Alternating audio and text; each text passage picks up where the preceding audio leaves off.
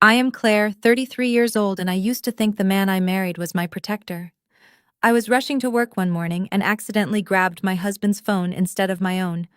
As soon as I boarded the train, my sister-in-law called.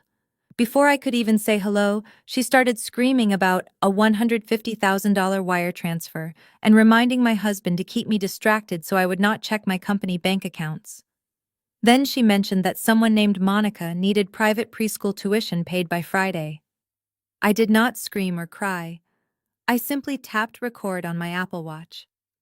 If you have ever believed the person sleeping next to you had your best interests at heart, you need to hear this. Let me know where you are watching from in the comments below. Hit like and subscribe to see how I legally dismantled an entire family of parasites and sent them straight to federal prison. Growing up, I learned that success requires relentless focus and unshakable boundaries. I built my data analytics firm from a tiny shared workspace into a highly profitable enterprise occupying the 40th floor of a downtown Chicago high-rise. The morning started with my alarm failing to go off, setting a frantic pace for the rest of the routine. I rushed through my shower, threw on my tailored charcoal suit, and headed downstairs to the kitchen of our upscale brownstone. My husband Liam was standing by the marble island, meticulously crafting his morning pour over coffee. Liam is 35 years old and works as a mid-level manager at a corporate financial consulting firm. He always carries himself with an inflated sense of self-importance. At social gatherings, he loves to boast about his finance career while patronizingly referring to my thriving business as my cute little tech startup. He handed me a travel mug of coffee, but in my haste to check the location of my delayed rideshare, I bumped my elbow against the needed to slow down before I caused a real disaster. I mumbled an apology, wiped my hands, and reached for my phone resting next to the coffee maker. We both had the exact same matte black phone cases, a sleek matching set Liam had purchased for us just last month. Without looking twice, I shoved the black device into my coat pocket, kissed his cheek, and ran out the front door into the biting Chicago wind. I navigated the crowded sidewalks and hurried down the steps into the transit station. The train was packed with morning commuters, a sea of gray and black coats huddled together. I squeezed into a corner seat. I reached into my pocket to check my morning schedule. I pressed the power button, and instead of my company logo on the lock screen, a picture of Liam holding a golf club greeted me. I had grabbed his phone by mistake. I figured I would simply message him from my laptop once I reached the office and arranged to swap phones during my lunch break. I slipped the phone back into my hand, watching the city buildings blur past the train window. Suddenly, the device vibrated violently against my palm. The screen lit up with an incoming call. The caller displayed the name Rachel. Rachel is Liam's 31-year-old sister. She is deeply entitled, notoriously lazy, and constantly looking for handouts. She and her husband Trey were the ultimate opportunists. Trey is an African-American man who spends his days bragging about his grand vision to open an exclusive fine dining fusion restaurant. The only problem is that Trey has absolutely zero culinary background, no business plan, and completely empty pockets. They frequently begged Liam for financial favors, always expecting us to foot the bill for their lavish lifestyle choices. Figuring Rachel might be calling to complain about our upcoming family dinner arrangements, I swiped the green button to accept the call. I intended to quickly explain the phone mix-up and tell her to call my office line. Rachel's shrill voice blasted through the receiver with frantic, aggressive energy. "Did you wire the $150,000 yet?" she demanded, completely skipping any normal greeting. "You need to hurry up. Trey is sitting at the commercial real estate broker's office right now. He is just waiting on the funds to clear so he can finally sign the lease for the restaurant space." I froze. My breath caught in my throat. $150,000. What on earth was she talking about? Rachel did not stop for breath. Her voice dropped to a conspiratorial hiss. "You better keep that idiot Claire distracted today. Take her out to dinner or buy her something shiny. Just do whatever it takes so she does not check her company operating accounts until the money is completely washed through Trey's business. You know exactly how psychotic she gets when she reviews the end-of-month ledgers." The train rattled loudly over the metal tracks. Oh, and before I forget, she continued casually, Monica texted me this morning. She said you need to send the money for the kids' private preschool tuition by Friday. She is threatening to call Claire directly if you do not pay up. You really need to keep your baby mama happy, Liam. We cannot risk everything blowing up right before the restaurant launch. I did not scream or cry or drop the phone. I simply raised my left wrist, tapped the record application on my Apple Watch, and silently ended the call. The train plunged into absolute darkness. My husband was a thief. I smiled. The train shot out of the dark tunnel into the bright morning light. I had 30 minutes left before my stop. I stared at the sleek black device, the screen locked, demanding a passcode. Liam changed it months ago, claiming his corporate security policy required a complex sequence. I closed my eyes and scanned through years of shared history. Liam was a creature of predictable habits. He lacked imagination for a simple sequence combining his mother Beatrice's birth month and the year he secured his first junior management position. I typed the 6 digits. The phone unlocked instantly, bypassing all security. Crossing this digital boundary would permanently obliterate the life I built over the last 10 years. But that life was already a carefully constructed illusion. As I opened his financial applications, my mind drifted to the Sunday dinners I endured with his family. Richard and Beatrice always treated me with a barely concealed layer of condescension. To them, my data analytics firm was a cute little startup, a temporary hobby to keep me busy until I assumed my proper role as a submissive wife. They praised Liam's mid-level finance job as the true pillar of our household. Beatrice would loudly commend him for carrying the financial weight of our marriage, ignoring the factual reality that my company generated 10 times his annual salary. Liam never corrected them. He simply soaked up their adoration, playing the role of the exhausted provider. Now I understood why he needed them to believe that false narrative.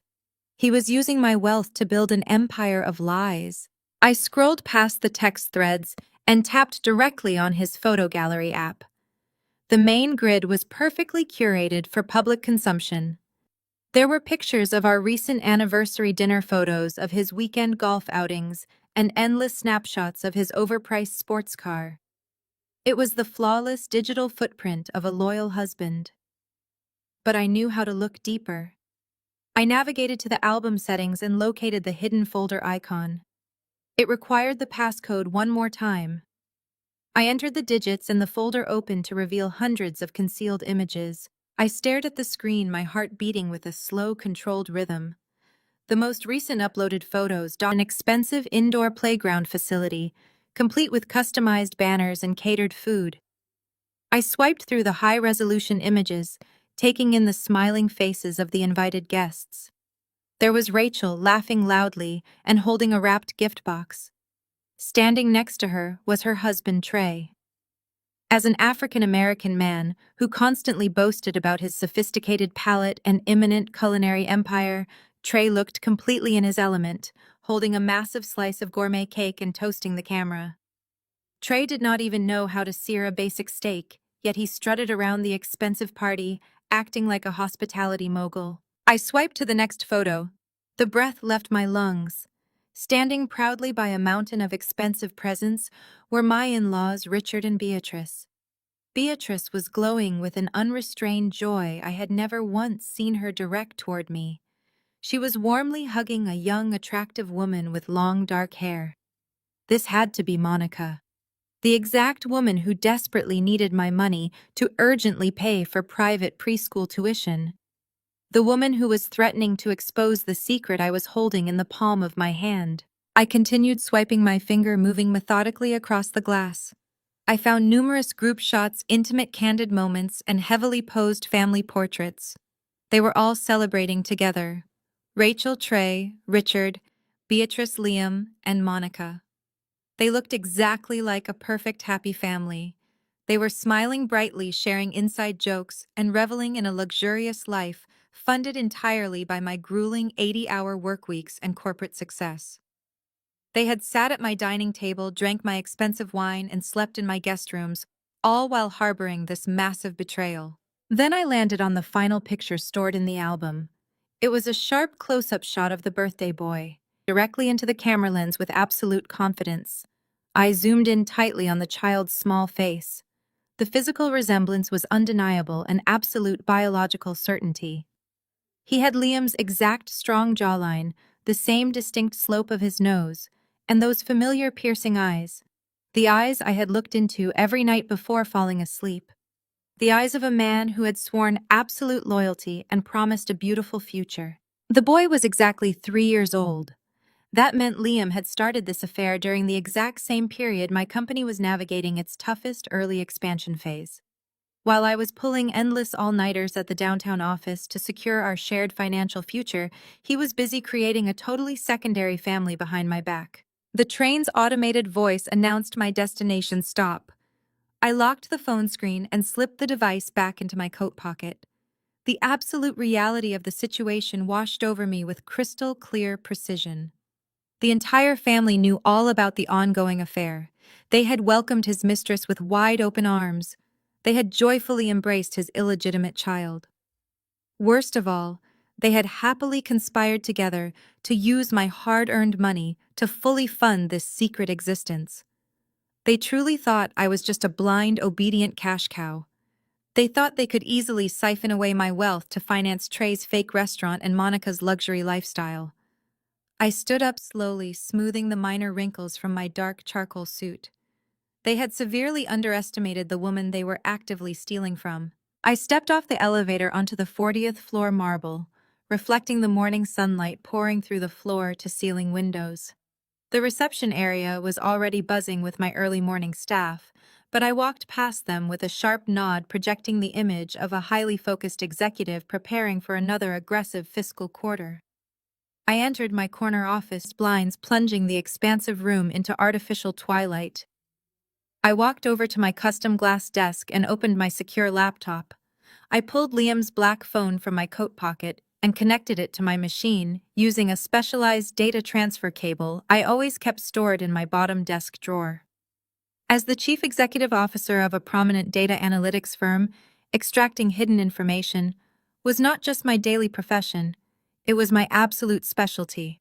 I initiated a deep system clone, backing up the entire hard drive directly to an offshore encrypted cloud server I maintained exclusively for sensitive corporate acquisitions. I watched the progress bar inch forward methodically, pulling every text message, every bank routing number, every hidden photograph, and every piece of location data Liam thought he had successfully erased. The progress bar reached 100%. The raw data was fully secured. I disconnected the device. I opened the newly created digital archive on my high-resolution laptop monitor. I needed to see the full scope of their massive financial conspiracy. I bypassed the highly predictable messages with his mistress and navigated straight to the text threads between Liam and his mother. Beatrice had always played the role of the traditional, morally upright matriarch who judged everyone around her. I clicked on her message history and scrolled back through the past 6 months of their daily communication. The level of cold calculation in her written words was completely staggering. They deeply discussed my grueling work schedule, specifically monitoring when I would be exhausted enough to slip up on reviewing our joint personal finances. They mocked my absolute dedication to the very company that was actively funding their luxurious lifestyle. Then I found the exact message that solidified my new mission. Ever noticed the money missing? She explicitly instructed him to make sure he secured the house before he served me the papers. I read those specific 2 sentences over and over again until the letters burned into my memory. They were not just stealing my money to fund Trey's fake restaurant and Monica's high-end preschool tuition. They were conspiring to legally strip me of my $1.2 million premarital property. Liam fully intended to drop divorce papers on me the absolute second the bank cleared his fraudulent home equity loan. They genuinely believed my lifelong obsession with data made me completely oblivious to their daily reality. They viewed me as nothing more than a highly functioning cash machine, a temporary resource to be drained and casually discarded when empty.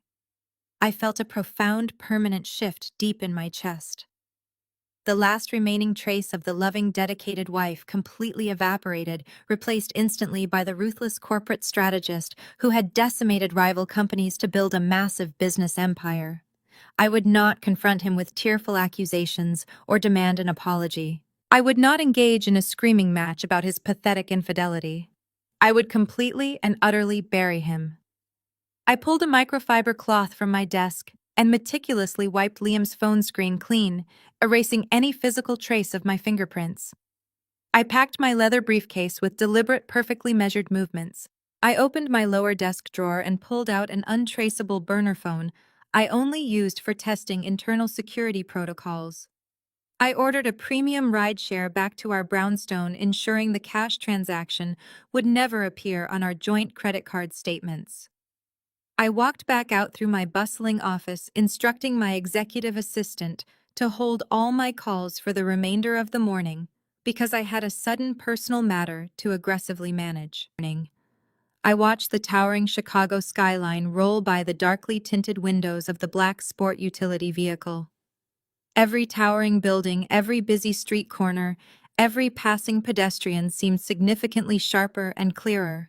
I was no longer a heartbroken victim reacting to a sudden devastating betrayal. I was the master architect of their impending destruction. They wanted to play a high-stakes game with federal bank loans and stolen corporate funds. I was going to let them play, and I was going to make sure the federal government acted as the final judge. The vehicle pulled up to the curb directly outside our immaculate brownstone. I paid the driver in physical cash and walked up the concrete front steps with absolute unwavering confidence. I slid my metal key into the brass lock, turning it completely silently. I pushed the heavy door open just as Liam came rushing down the main hardwood staircase. He was frantically patting down the deep pockets of his expensive wool winter coat, muttering under his breath, his face completely pale and tight, with rapidly rising panic as he looked around. He was desperately searching for the digital device that contained the detailed blueprints to his hidden secret life. I stood perfectly still in the grand foyer, quietly watching his pathetic display of terror unfold before me. I held the black phone up in my right hand, making sure the morning light caught the smooth edge of the protective case. I looked directly into his panicked, wide-open eyes and let a perfect, warm, loving smile spread across my face. "You left this on the counter, honey." Liam froze for a fraction of a second, his chest heaving as the raw terror slowly drained from his face. A heavy breath escaped his lungs. He snatched the phone from my hand with a speed that betrayed his internal panic. Then he caught himself, forced his shoulders to relax, and pulled me into a tight embrace. He pressed a kiss to my forehead, unaware that he was holding a woman who had just downloaded the entire blueprint of his deceit, trying to find it. I maintained my perfectly crafted smile, adjusting his tie with the affection of a devoted wife. I told him to have a wonderful day at the office.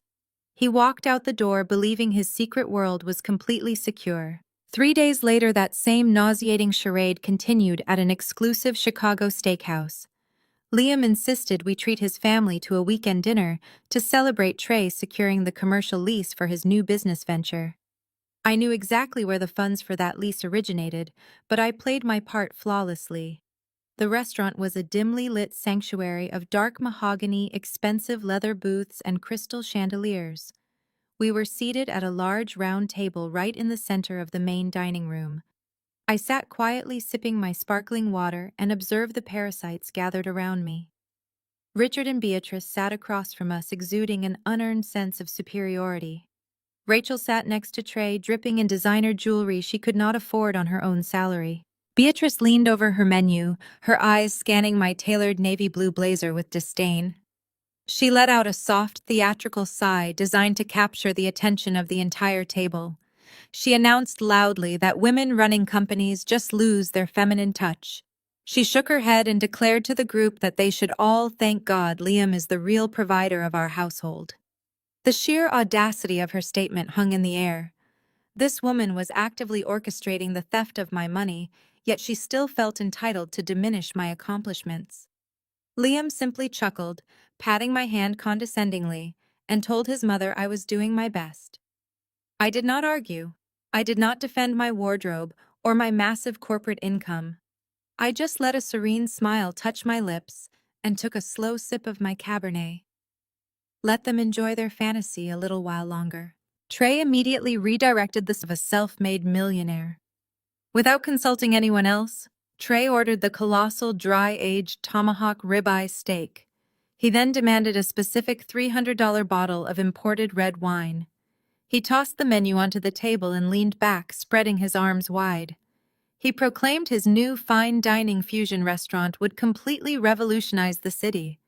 He boasted his unique culinary vision would make him the absolute king of the Chicago culinary scene. He talked endlessly about flavor profiles and VIP tasting menus. It was a spectacular performance coming from a man who burned scrambled eggs. He spun a tale of inevitable wealth and fame. When the waiter brought the drinks, Trey casually pushed the appetizers toward my side of the table. He fully expected me to pick up the check exactly as I had done for every family gathering over the past 5 years. He was dining like a king on the stolen dime of the very woman he was actively betraying. I watched them feast. They devoured the expensive meat and drank the premium wine with ravenous enthusiasm. Rachel loudly discussed the expensive interior decor she planned to purchase for the restaurant. Richard and Beatrice nodded along, offering useless business advice gleaned from television shows. Liam played the benevolent patriarch, offering Trey encouraging words about commercial entrepreneurship. It was a grotesque display of collective delusion. They were eating my money, celebrating the theft of my funds, and laughing in my face. My heart rate remained completely steady. The burning anger from the train had solidified into a block of absolute ice. The dinner stretched on for 2 agonizing hours. Finally, the waiter approached our table carrying a black leather folder. As expected, Liam made no move to reach for it. Trey was conveniently looking the other way, engrossed in a story about future Michelin stars. Cloth and pulled the folder toward me. I opened it and glanced at the bottom line. The total came to exactly $1,200. It was an astronomical amount for a weekend dinner, but it was a drop in the bucket compared to what they were attempting to steal from my future. I pulled my corporate card from my wallet and placed it neatly over the receipt. The waiter nodded and walked away to process the transaction. As I waited for the receipt to be returned, a distinct vibration pulsed against my thigh. I reached into my purse and pulled out my personal phone. It was not a text message or a standard email notification. It was a specialized security alert. Yesterday, I had carefully and secretly installed a highly sophisticated spyware program onto Liam's personal laptop while he showered. I needed absolute visibility into his digital movements at home during this critical phase.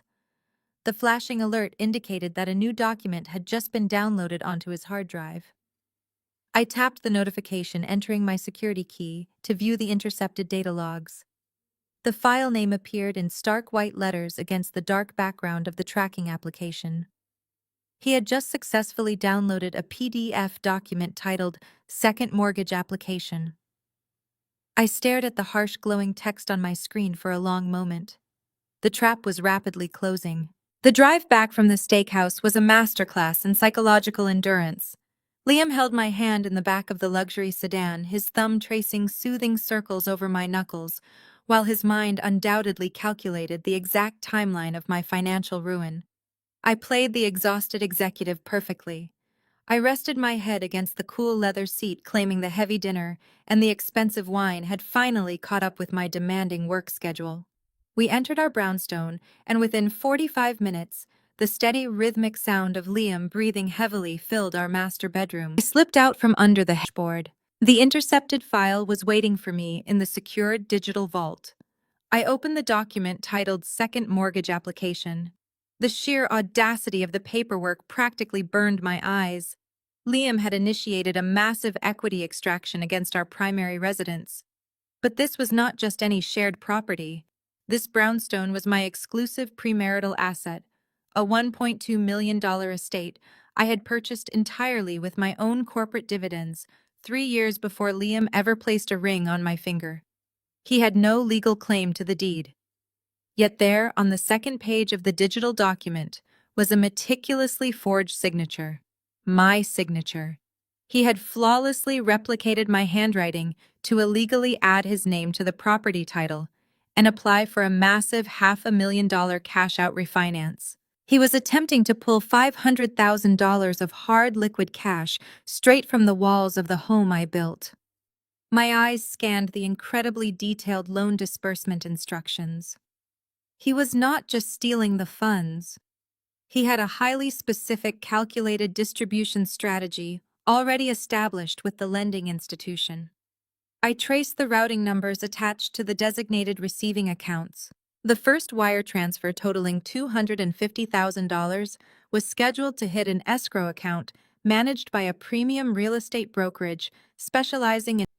The funds were locked in as a massive down payment for a luxury penthouse condo in one of the most exclusive zip codes in the city.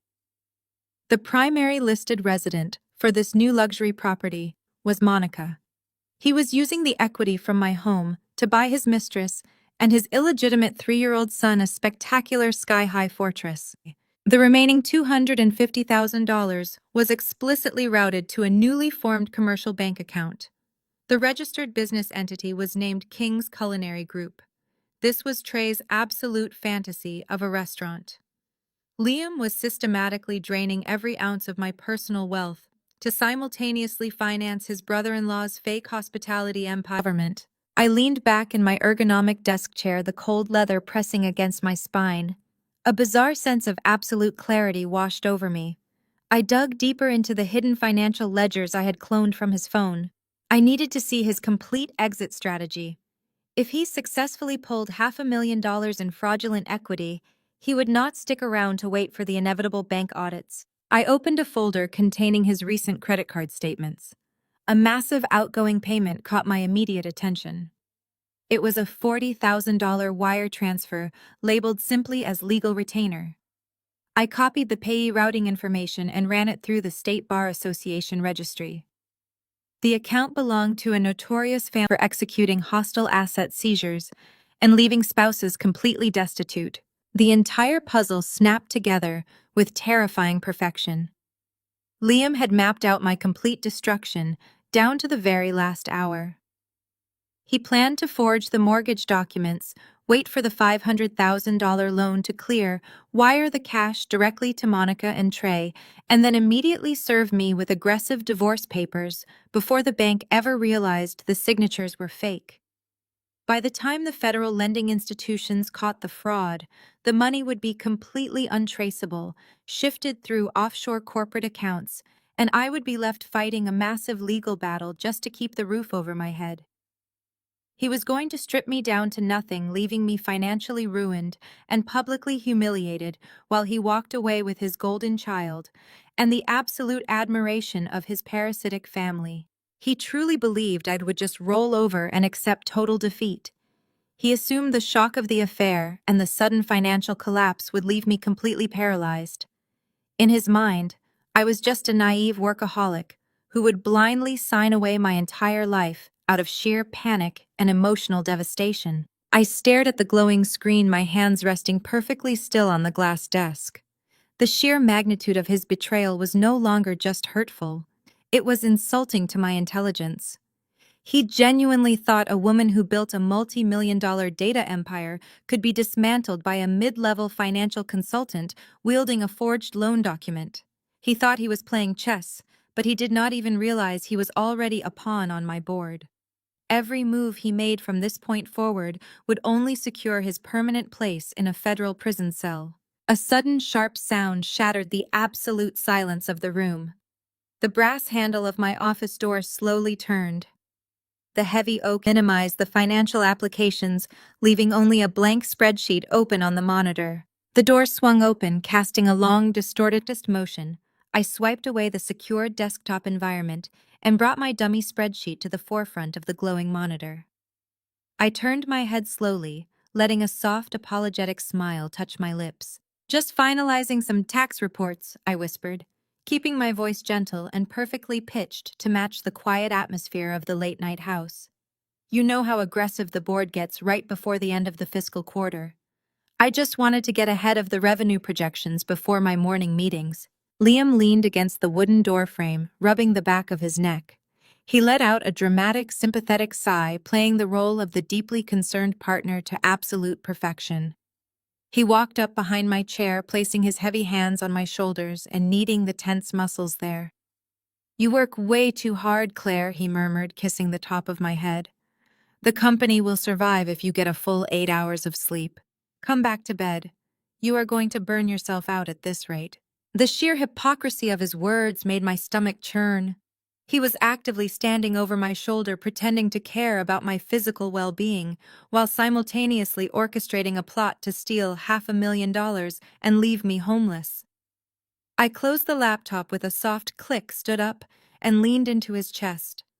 I wrapped my arms around his waist, resting my cheek against the soft cotton of his shirt. "You man who was actively plotting my total destruction." I climbed into our expensive king-size bed, pulled the heavy duvet over my shoulders, and lay perfectly still in the dark. I listened to his breathing slow down and deepen. He fell asleep within minutes, completely unbothered by his own treachery.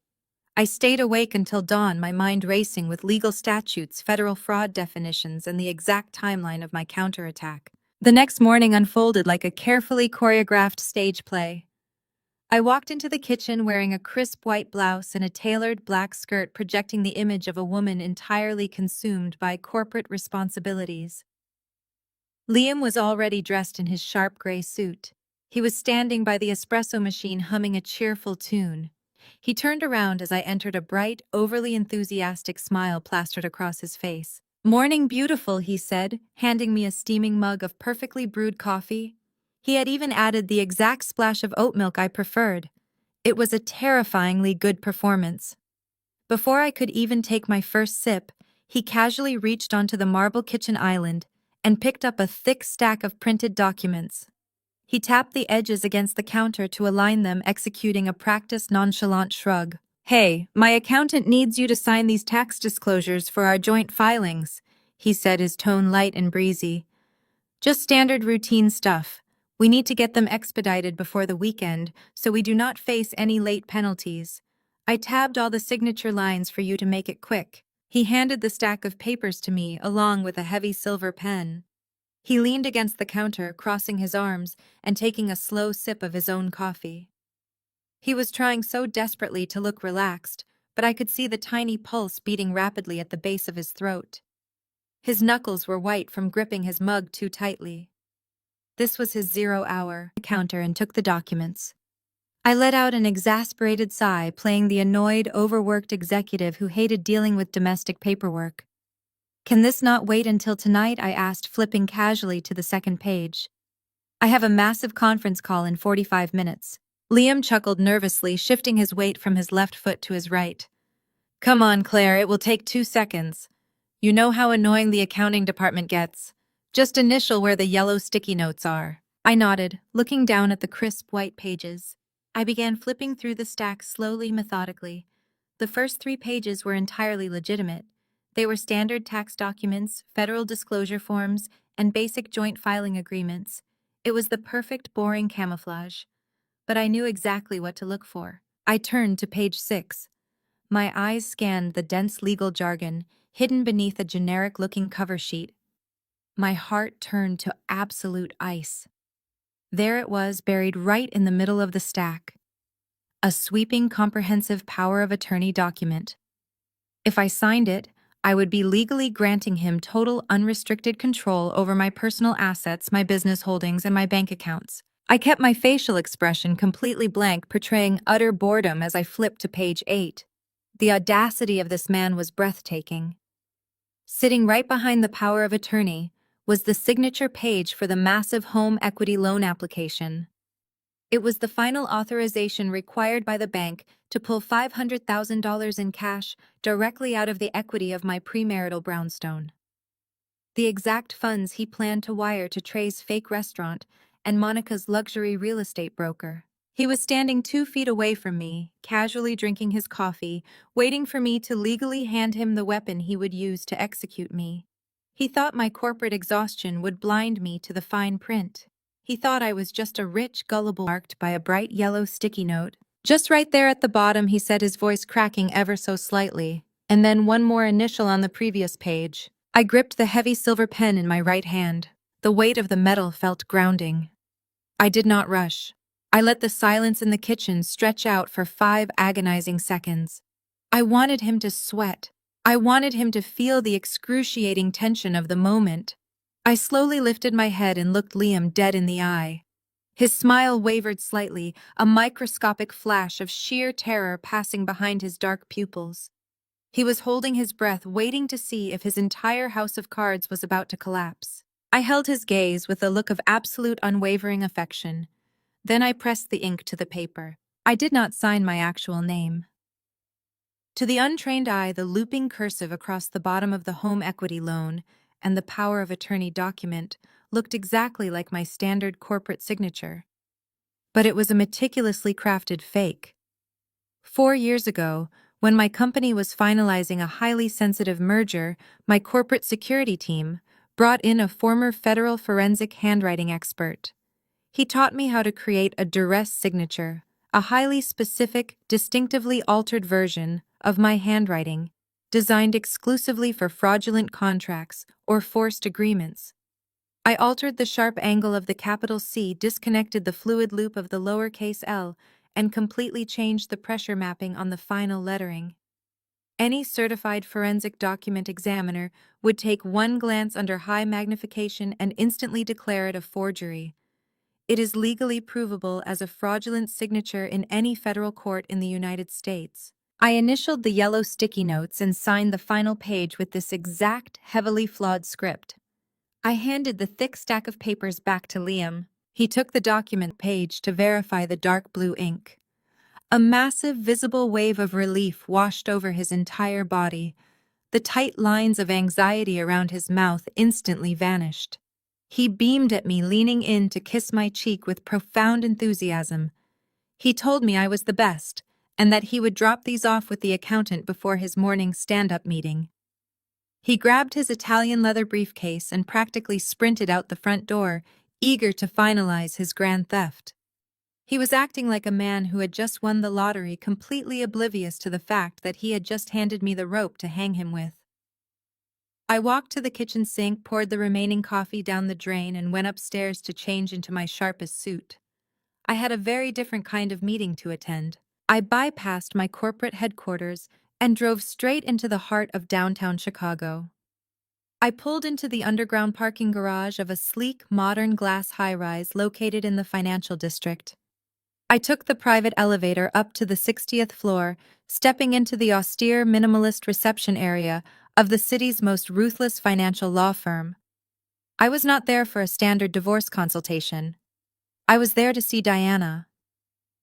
Diana is 45 years old, a former federal prosecutor turned elite corporate attorney who specializes exclusively in complex financial crimes, racketeering, and aggressive asset recovery.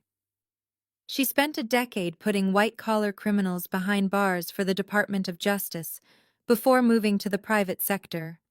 She is cold-blooded, fiercely intelligent, and views the American legal system as a strategic chessboard where she absolutely refuses to lose. Her office was a massive corner suite with panoramic views of Lake Michigan, completely devoid of personal photographs or warm decorations. It was a room designed solely for exec drive, containing the cloned contents of Liam's phone. I also slid across high-resolution photographs I had taken of the loan documents and the power of attorney before handing them back to him. Diana plugged the drive into her secure terminal. I sat in absolute silence as she methodically reviewed the audio recording of Rachel demanding the stolen funds, the photographs of the secret 3-year-old child, and the intercepted PDF of the $500,000 second mortgage application. Her sharp dark eyes scanned the glowing screen. She did not display an ounce of shock, anger, or pity. Instead, a slow, terrifyingly predatory smile spread across her face. She saw the exact same legal angles I did. The trap was now fully operational, and Liam was blindly walking right into the center of the kill zone. Diana leaned back in her chair and steepled her fingers. She looked at me with absolute professional admiration. She explained the legal reality of my situation with clinical precision. She told me that if I stopped him today, if I walked into a standard family law clinic to file for separation, this would just be a messy, drawn-out divorce. Family court judges in Illinois see infidelity and hidden assets every single day. He would hire a sleazy lawyer, claim my business funds were marital property, and demand spousal support. He might get a slap on the wrist for moving money around, but he would ultimately walk away with a significant portion of the wealth I built. Diana leaned forward, her voice dropping to a sharp, commanding tone, but she explained if I let him take those documents and submit them to a federally insured lending institution, the entire landscape shifts drastically. The moment he transmits that forged application across banking networks to extract $500,000, he crosses state lines digitally. It elevates from a standard domestic dispute directly. We were going to let him lock himself inside a maximum security federal prison cell. But first, we absolutely needed to ensure the physical asset he was trying to leverage was completely untouchable and shielded from any external financial claims. Diana reached into her heavy steel filing cabinet and pulled out a massive, meticulously tabbed binder. She dropped it onto the desk between us with a resounding thud. It contained the complete legal framework to establish an irrevocable blind trust. She slid a titanium pen across the glass surface toward my waiting hand, her predatory smile returning to her face. Let us make sure that when he tries to steal the house, he is actually stealing from a federally protected entity. I slowly took the heavy titanium pen from Diana and finally began signing my name. This time, I deliberately used my real legally binding signature. We spent the next 4 hours executing a massive and complex financial restructuring. Diana moved with the precision of a surgeon. First, we tackled the deed to the $1.2 million brownstone. We executed a quitclaim deed completely transferring the property from my individual name directly into the newly established irrevocable blind trust. The exact moment the certified notary firmly stamped the formal document, the entire house legally vanished from my personal portfolio. Next, we moved to my corporate assets. As the sole founder and chief executive officer of my data analytics firm, I held 90% of the controlling shares. We restructured the corporate hierarchy, placing my entire equity stake into the protective shell of the trust.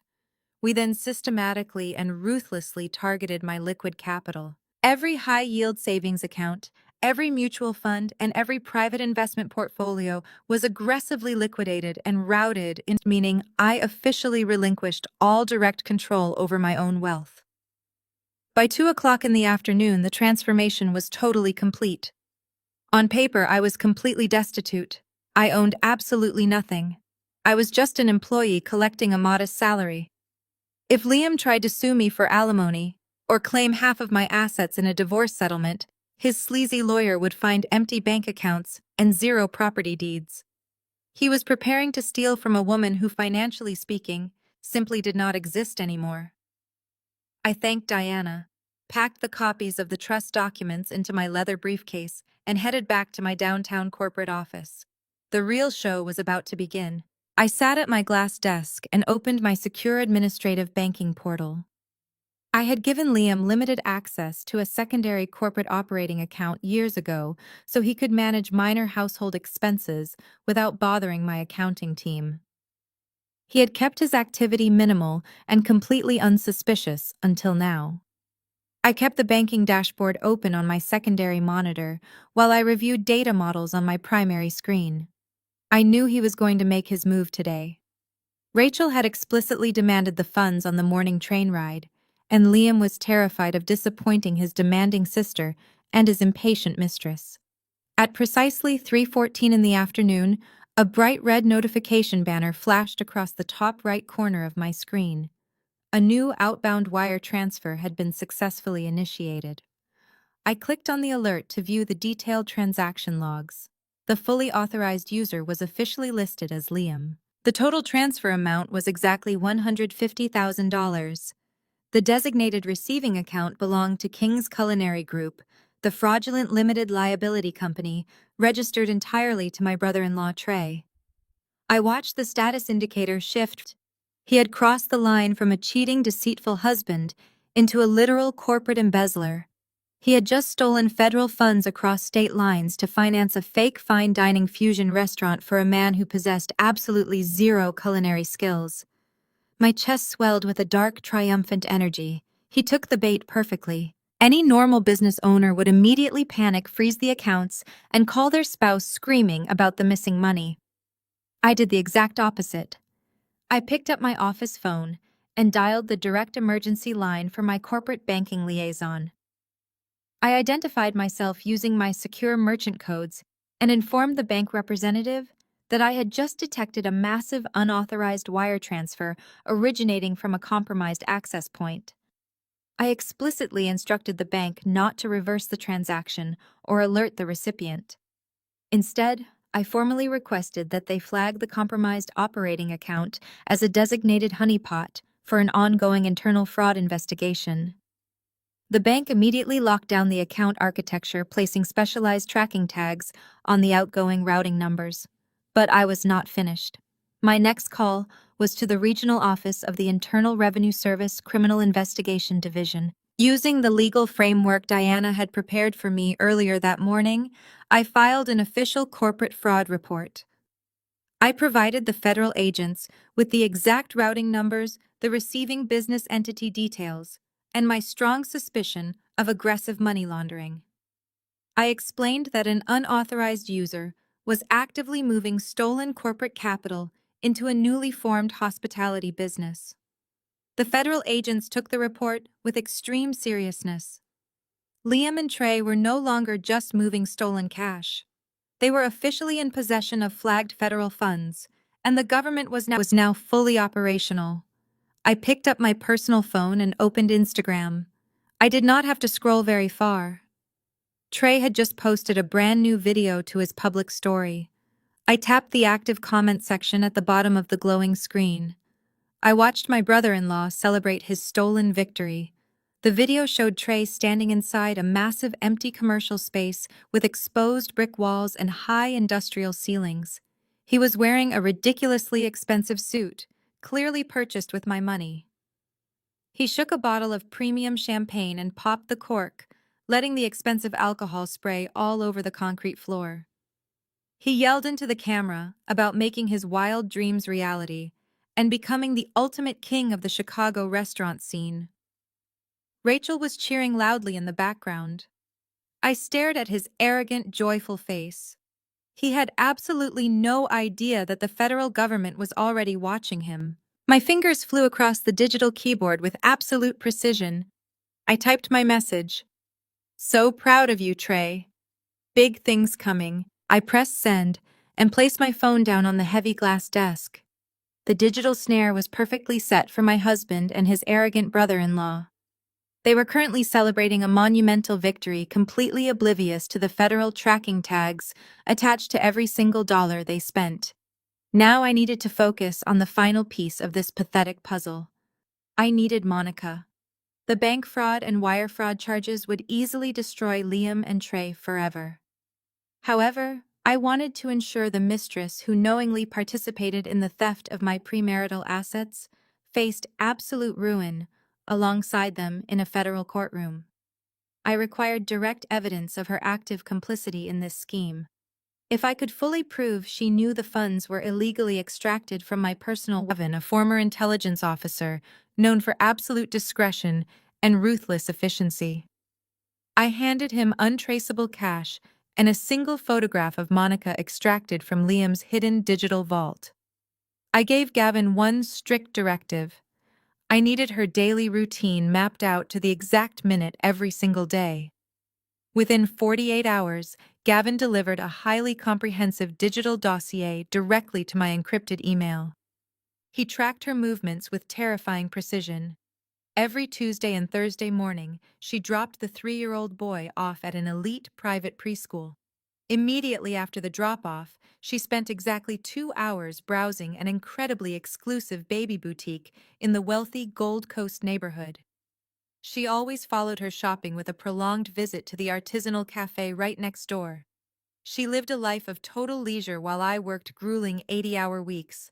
Thursday morning arrived with a sharp, biting chill in the downtown Chicago air. I prepared for my upcoming performance meticulously. I dressed in an immaculate white cashmere coat, draped elegantly over a tailored beige designer dress. I paired the outfit with a rare leather handbag and subtle, highly expensive jewelry. I projected the exact image of a woman possessing massive amounts of disposable income. I instructed my private driver to drop me off a block away from the boutique. I walked through the heavy glass doors of the store at exactly 10:15. The retail space smelled heavily of organic lavender and expensive imported fabrics. I spotted Monica almost immediately. She was standing near the back display, running her hands over an overpriced cashmere stroller blanket. She wore brand new designer activewear clearly purchased with Liam's stolen credit cards. I approached her slowly, pretending to browse an adjacent rack of imported infant clothing. I picked up a small silk sweater. I complimented her impeccable fashion sense and asked if she knew whether the silk garments held up well in the wash. She eagerly engaged, visibly flattered that a wealthy woman was asking for her personal advice. Within 5 minutes, we were chatting like old friends. I shifted the narrative, introducing myself as an independent angel investor. I told her I specialized in funding entrepreneurial mothers who wanted to launch luxury lifestyle brands. I watched her dark eyes widen with pure greed. She practically vibrated with excitement.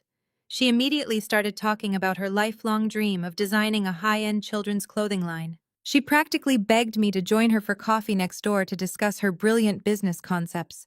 I graciously accepted her invitation.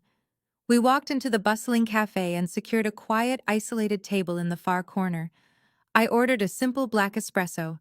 She ordered a highly complicated iced vanilla latte. I placed my designer handbag squarely on the table between us. I had already activated the recording application on my phone, leaving the microphone perfectly positioned near the slightly open zipper. The device was actively capturing every single sound in pristine 4K audio. I leaned forward, resting my elbows on the table, projecting intense professional interest. I guided the conversation with surgical precision. I asked her about her background, her lifestyle, and how she planned to fund the initial startup costs for her proposed brand before securing outside investment. She took the bait with astonishing arrogance. She leaned close, completely eager to impress a potential wealthy benefactor. She boasted about her incredibly successful partner, painting a picture of a man who controlled massive amounts of capital. She said her boyfriend was a top-tier finance executive who managed huge portfolios. I raised an eyebrow, feigning impressed curiosity. I asked her. She said he would give her anything she wanted.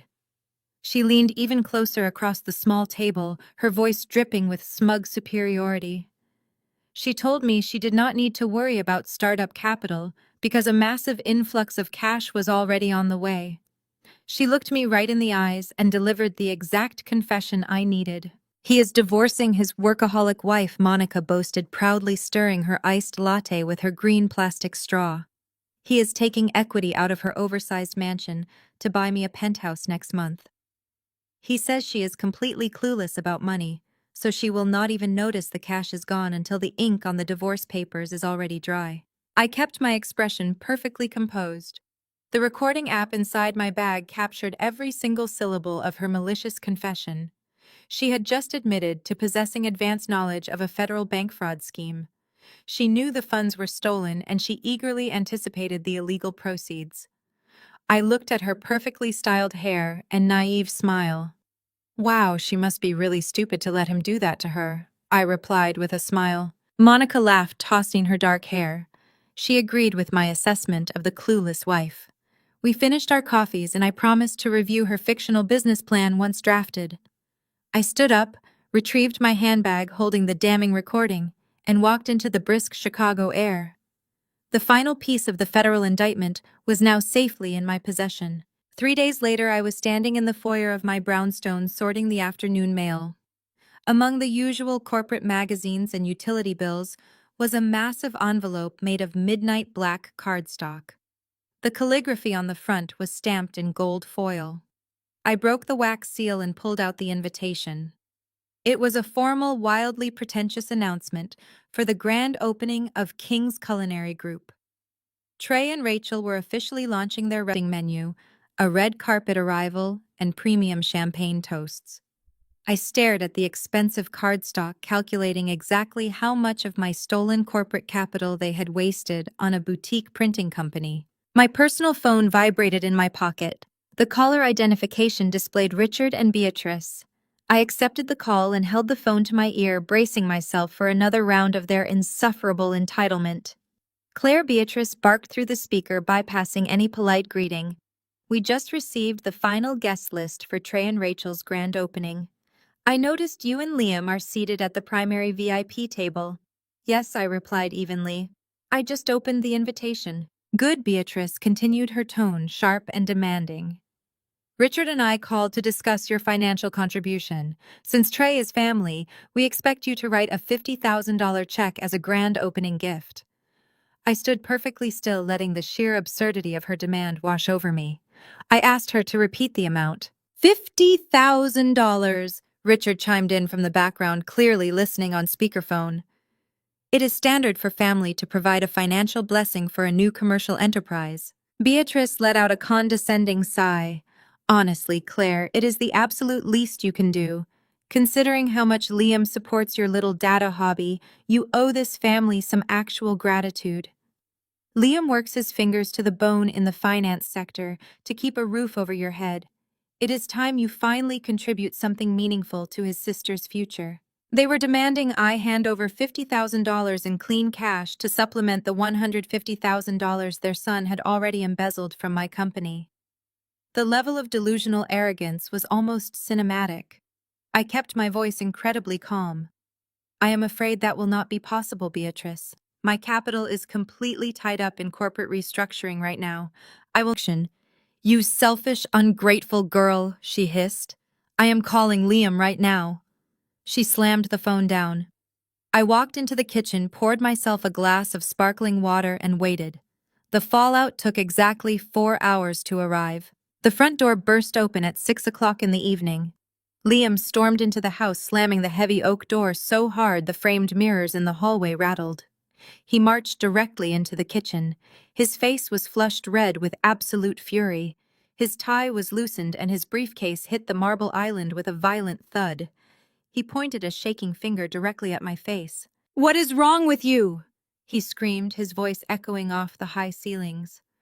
"My mother just called me in tears.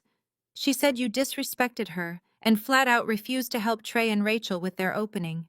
I remained seated on the velvet bar stool. "I told your mother I do not have $50,000 in liquid cash to hand out as a party favor, Liam. That is not disrespect. That is a financial reality."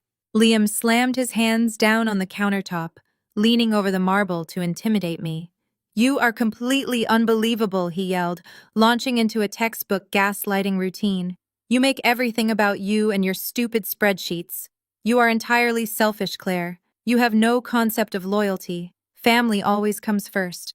My family has accepted you with open arms, and the second they ask for a tiny bit of support, you hoard your money like a greedy sociopath."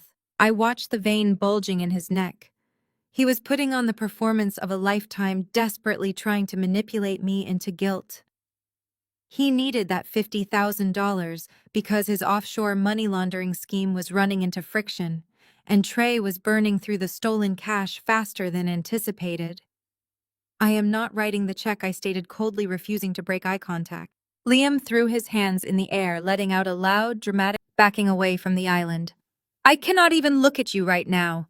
I cannot be in the same house as someone who treats my flesh and blood with such utter contempt." He stormed over to the hall closet, yanking his expensive leather duffel bag off the top shelf.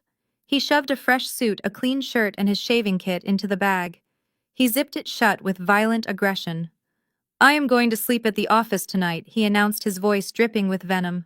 "Do not wait up." He turned on his heel and marched out the front door, slamming it shut behind him. The house fell into absolute silence.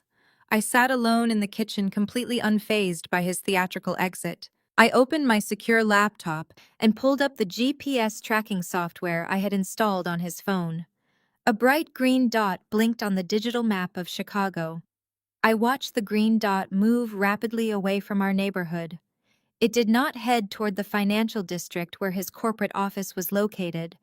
It did not go anywhere near his office building. Instead, the green dot traveled straight up the highway, exiting near the Gold Coast. It moved steadily down the luxury residential block and came to a complete stop right outside a familiar high-rise building. I smiled, closing my laptop. He had gone straight to Monica's apartment. The trap was now fully operational and executing flawlessly.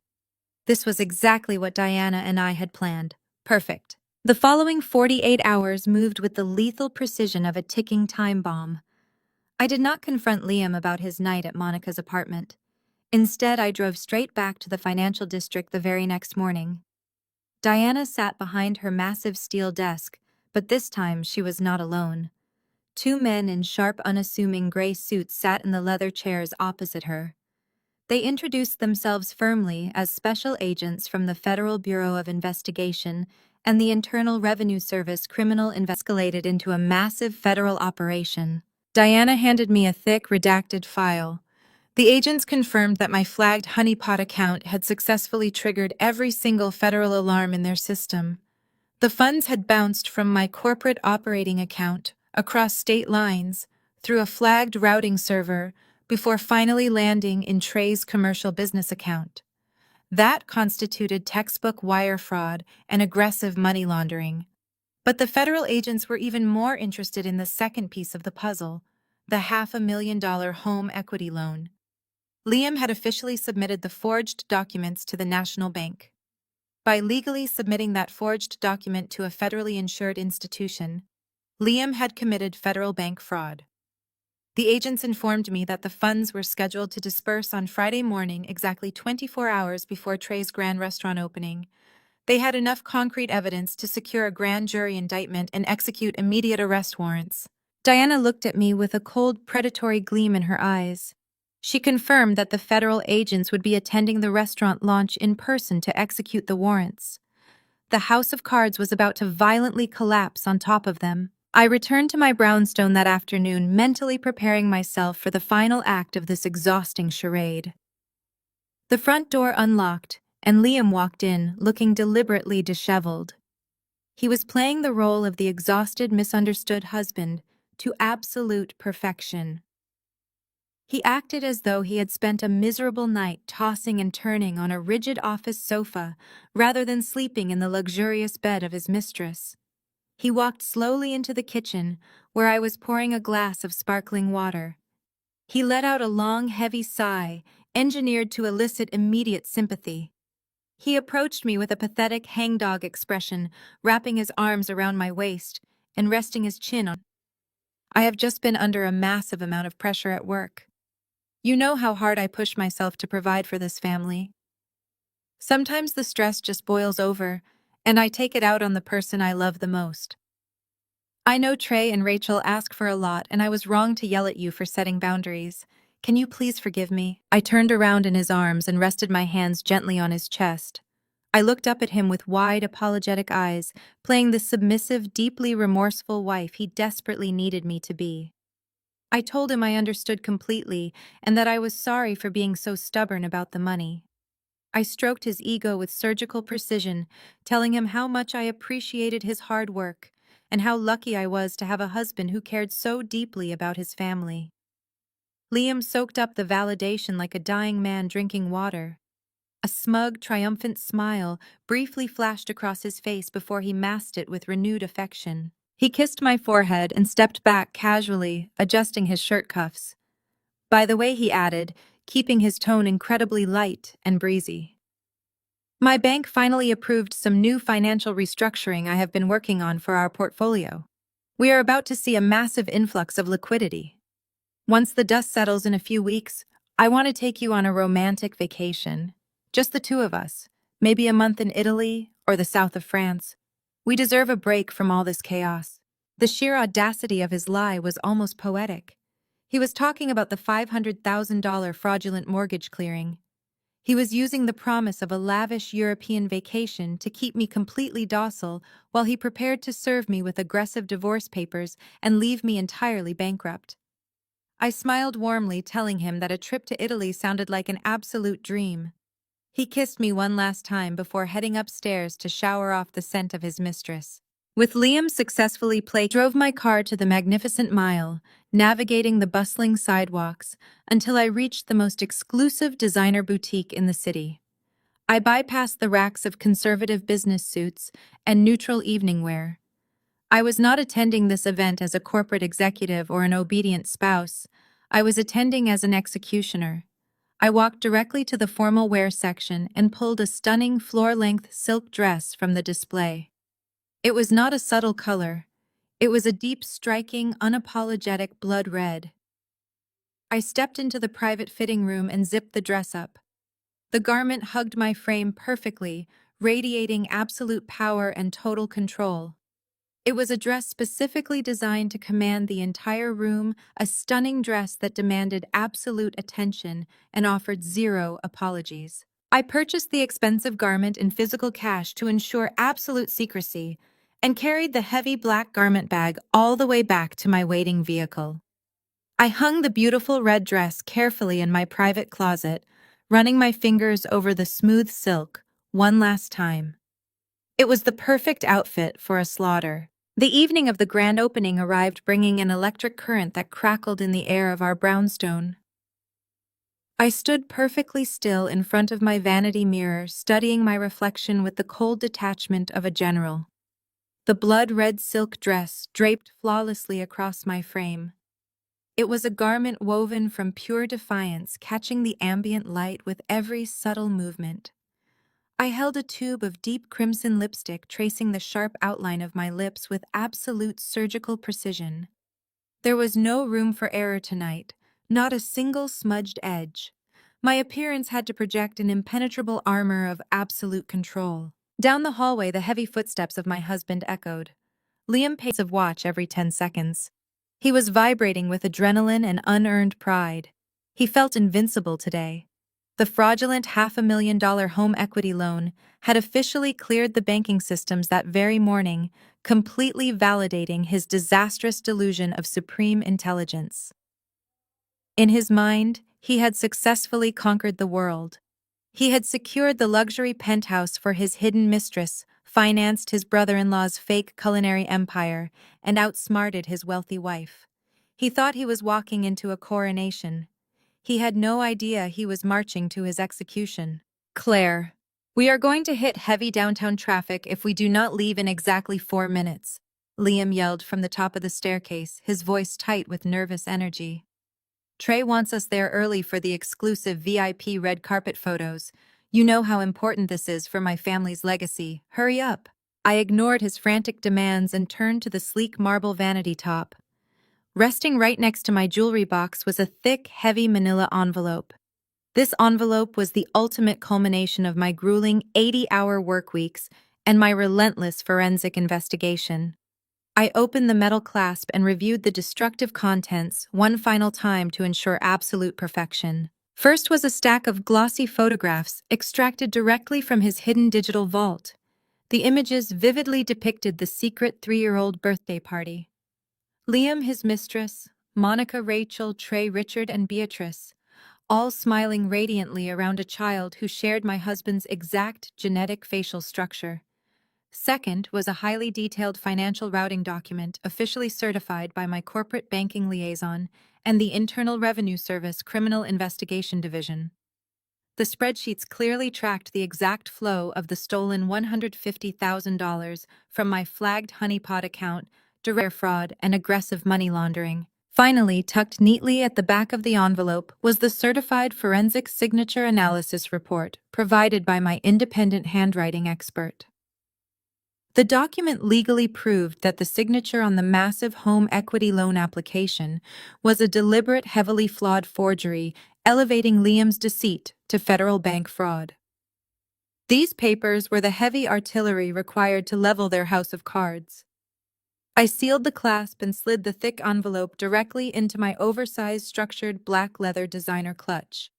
It fit perfectly concealed from the world. I snapped the magnetic closure of the clutch shut and walked out of the master suite.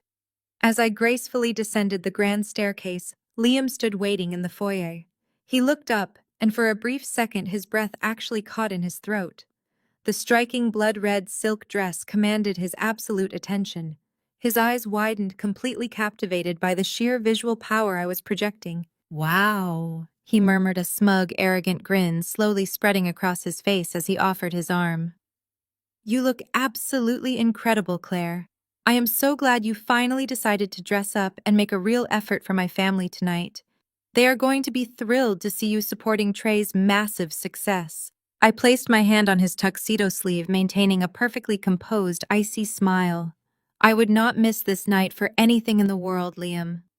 I promise you your family will never forget what happens this evening." He chuckled, completely missing the lethal double meaning of my words. We walked out the front door and climbed into the back of the waiting luxury town car he had rented specifically for the occasion.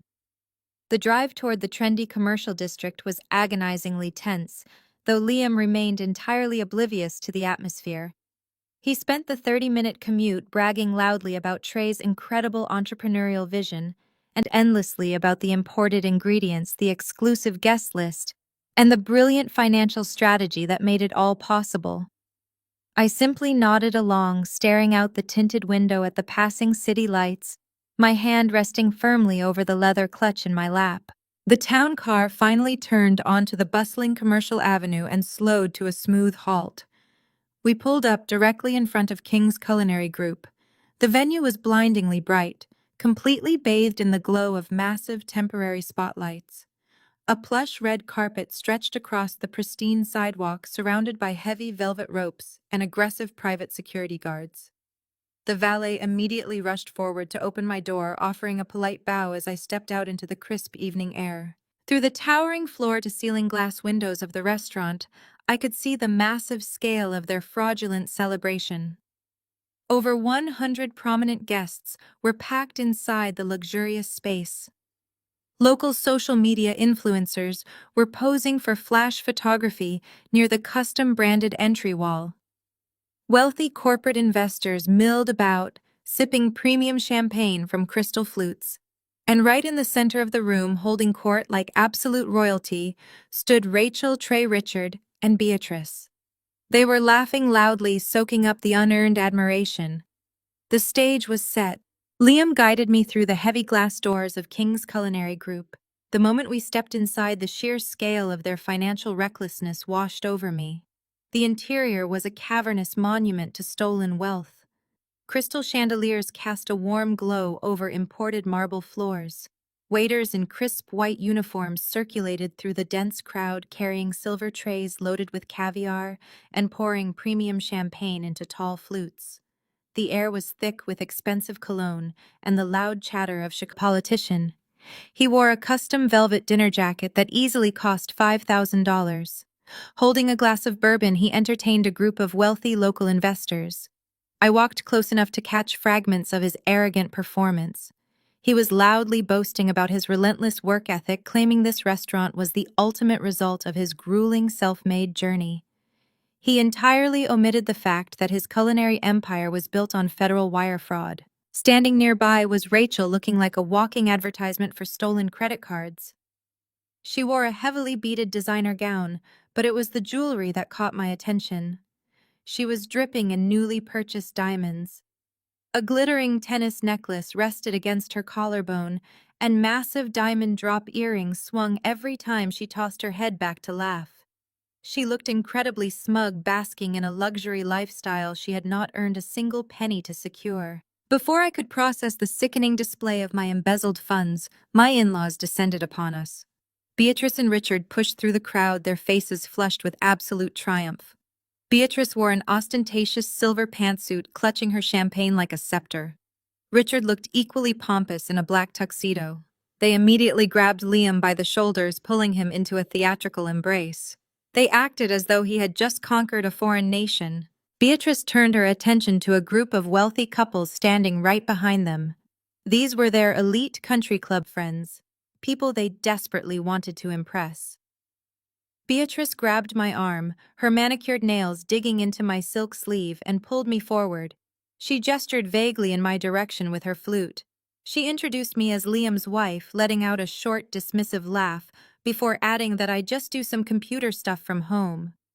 The country club friends offered polite, disinterested nods before turning right back to my husband. Richard slammed a heavy hand down on Liam's. He boasted that his brilliant son had single-handedly financed Trey's massive culinary dream, providing all the startup capital out of his own successful financial portfolio. Liam puffed out his chest, soaking up the unearned admiration from the wealthy crowd. He smiled modestly, claiming he simply wanted to support family because family always comes first. I stood perfectly still in my blood-red dress, my hand gripping my leather clutch.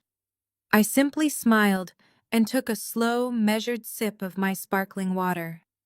They were publicly parading my wealth as their own, actively writing me out of the financial equation while standing inside a building I had unknowingly purchased.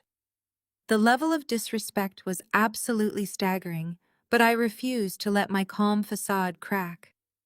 The deeper they dug their hole of lies, the harder the inevitable fall would be. I watched them congratulate each other. Suddenly, the upbeat background music faded into silence. A sharp clinking sound echoed across the room.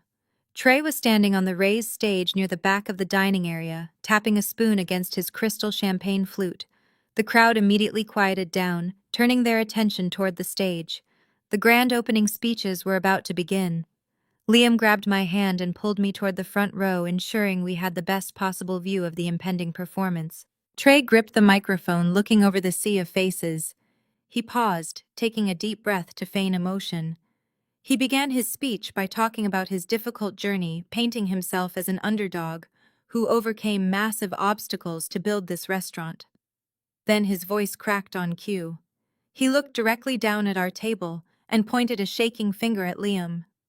He wiped a fake tear and told the crowd none of this would be possible without his amazing brother-in-law. He praised Liam for his unbelievable generosity, raising his glass in a humble salute. The applause eventually died down, and Trey handed the microphone over to his wife. Rachel stepped up to the edge of the stage, the heavy stage lights catching the stolen diamonds draped across her neck. Her face was flushed with arrogant power. She looked out at the audience, soaking in the moment, but then her gaze shifted. Her eyes locked directly onto mine. The smug, self-satisfied smile dropped from her face, replaced by a look of pure, unadulterated venom. She gripped the microphone tightly. Her voice rang out through the surround sound speakers, sharp and completely malicious. She announced she wanted to give a special thanks to those who actively tried to hold them back. She stared dead into my eyes, ensuring every person in the venue followed her line of sight right to where I was standing. She declared loudly that certain people were just too stingy and too selfish to support their own family. A heavy, uncomfortable silence swept through the room as she delivered her final blow. She raised her crystal champagne glass high into the evening air and shouted that they had finally proved you do not need selfish people to succeed. The low murmur of the crowd rippled through the expansive dining room like a sudden, uncomfortable wave. A few of the wealthy corporate investors standing near the front of the stage actually chuckled, their amusement fueled by the premium champagne and the unexpected spark of family drama. The tension in the air was incredibly thick. I felt a heavy, sweating hand press firmly against my lower back. Liam leaned down, his warm, panicked breath hitting my ear. His grip was tight, almost bruising, a desperate physical command to stay perfectly in line. He whispered frantically, his voice trembling with suppressed anxiety. He begged me to just ignore her and not make a scene in front of the most important people in the city. He reminded me of the move. He desperately wanted me to swallow the blatant public disrespect, lower my head, and dutifully play the role of the submissive, humiliated wife to ensure his family's flawless public image remained completely intact. I did not ignore her. I did not lower my head. I smoothly and deliberately stepped away from Liam's bruising grasp, leaving his hand grasping at empty air. I turned and walked gracefully toward the raised stage. The sharp, rhythmic clicking of my designer heels against the imported marble floor echoed clearly over the fading murmurs of the confused crowd. The sea of wealthy guests naturally parted for me, their eyes glued to the striking blood-red silk dress that flowed elegantly around my legs with every single confident step. I did not run. I did not scream or throw a childish tantrum. My entire demeanor was chillingly calm, completely devoid of any erratic or predictable emotion. I climbed the short set of stairs leading to the platform with the absolute authority of an executioner ascending a scaffold. Rachel watched my slow approach, the smug, arrogant smile rapidly faltering as deep confusion clouded her heavily made-up face. She had fully expected me to flee the restaurant in tears. She had anticipated a private hysterical breakdown in the restroom. She never once anticipated a direct, unapologetic public collision. I stepped right into her personal space, the harsh stage lights beating down on both of us. Her eyes widened in sudden terror as I reached out. I gently but firmly took the heavy microphone directly from her trembling manicured hand. She was too stunned by my absolute composure to even mount a resistance. She just stood there, her mouth slightly open, completely frozen in the glare of the spotlight. I turned to face the massive crowd. Over 100 prominent guests, local social media influencers in the front row. His face had completely drained of all color. He looked exactly like a man watching a massive avalanche hurtle directly toward his unprotected body. I raised the microphone to my lips. My voice echoed through the high-end surround sound speakers, crisp, perfectly modulated, and absolutely lethal. "I completely agree with Rachel," I announced, letting the clear words ring out across the cavernous room. "You truly should not be selfish with family. For example, you should not be selfish with the $150,000 stolen directly from my corporate operating account to pay for this venue's commercial lease." A collective sharp intake of breath sucked all the oxygen right out of the luxurious room. The wealthy investors in the front row stopped laughing instantly. Their eyes darted in sheer panic from me to Trey and finally to Liam. I did not stop. I paced slowly across the stage, maintaining intense, unbreakable eye contact with my husband. I explained to the captivated, horrified audience that funding a spectacular culinary dream is a beautiful sentiment, provided you are actually using your own money to do it. I detailed precisely how my husband, the brilliant financial consultant everyone had just finished praising, used his unauthorized banking access to illegally wire federal funds across state lines. I publicly congratulated Trey on his self-made success, noting how incredibly easy it must be to build a massive hospitality empire from scratch when you are actively committing corporate embezzlement to cover your exorbitant overhead costs. The silence in the restaurant was absolute. The background hum of the kitchen staff had completely vanished. I looked over at Beatrice and Richard standing near the bar. My mother-in-law's jaw hung open in pure shock. The arrogant, condescending. I spoke directly to her, amplifying my voice so every single country club friend could hear. I thanked Beatrice for her valuable advice earlier. I agreed that Liam certainly was a hard worker, specifically when it came to laundering my corporate dividends through fake holding companies to finance this spectacular charade. I pointed a perfectly manicured finger at Rachel's designer jewelry, publicly estimating that her new diamond drop earrings cost roughly the equivalent of my company's quarterly software licensing fee. I exposed the absolute truth that every piece of velvet, every crystal chandelier, and every drop of premium champagne in this building was purchased with stolen capital. Guests began whispering nervously, taking immediate steps backward to distance themselves from Liam and Trey. The wealthy investors realized they were standing inside a massive crime scene. I lowered the microphone slightly, letting the sheer, crushing weight of my accusations settle heavily over the paralyzed crowd. I had just successfully dismantled their entire fabricated reality in under 60 seconds. The grand illusion of the wealthy benevolent provider and the brilliant self-made restaurateur was instantly reduced to absolute ash. I watched Trey standing near the edge of the stage. His custom velvet dinner jacket suddenly looked like a stolen costume. His arrogant posture had completely crumbled under the weight of public exposure. He stared at me with wide, terrified eyes, realizing the federal implications of my words. The room went dead silent. Trey dropped his champagne flute. It hit the imported marble floor and shattered loudly. The sharp crystalline crash of Trey's champagne flute shattering against the imported marble floor broke the absolute silence of the room. The delicate glass exploded into hundreds of glittering fragments around his in profound confusion. The joyful celebratory atmosphere of the grand opening had evaporated in less than a minute, replaced by a heavy, suffocating tension that held every single guest completely paralyzed. Richard lunged forward from the front row. His face was a mottled, unhealthy shade of crimson, violently clashing with the crisp white collar of his expensive tuxedo.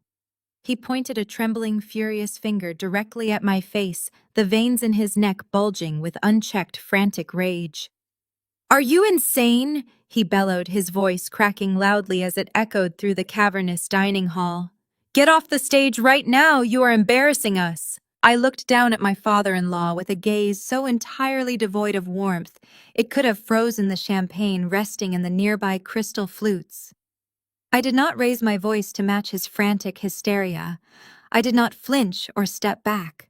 I simply adjusted my grip on the microphone and let a cold, placid smile touch my lips. "I am not the one who should be embarrassed, Richard. I am simply the auditor delivering the final quarterly report." I handed the microphone back to a completely petrified Rachel. She took it with shaking hands, holding the dark metal device as if it were a live grenade ready to detonate. I turned my back on my in-laws and gracefully descended the short wooden steps of the raised platform.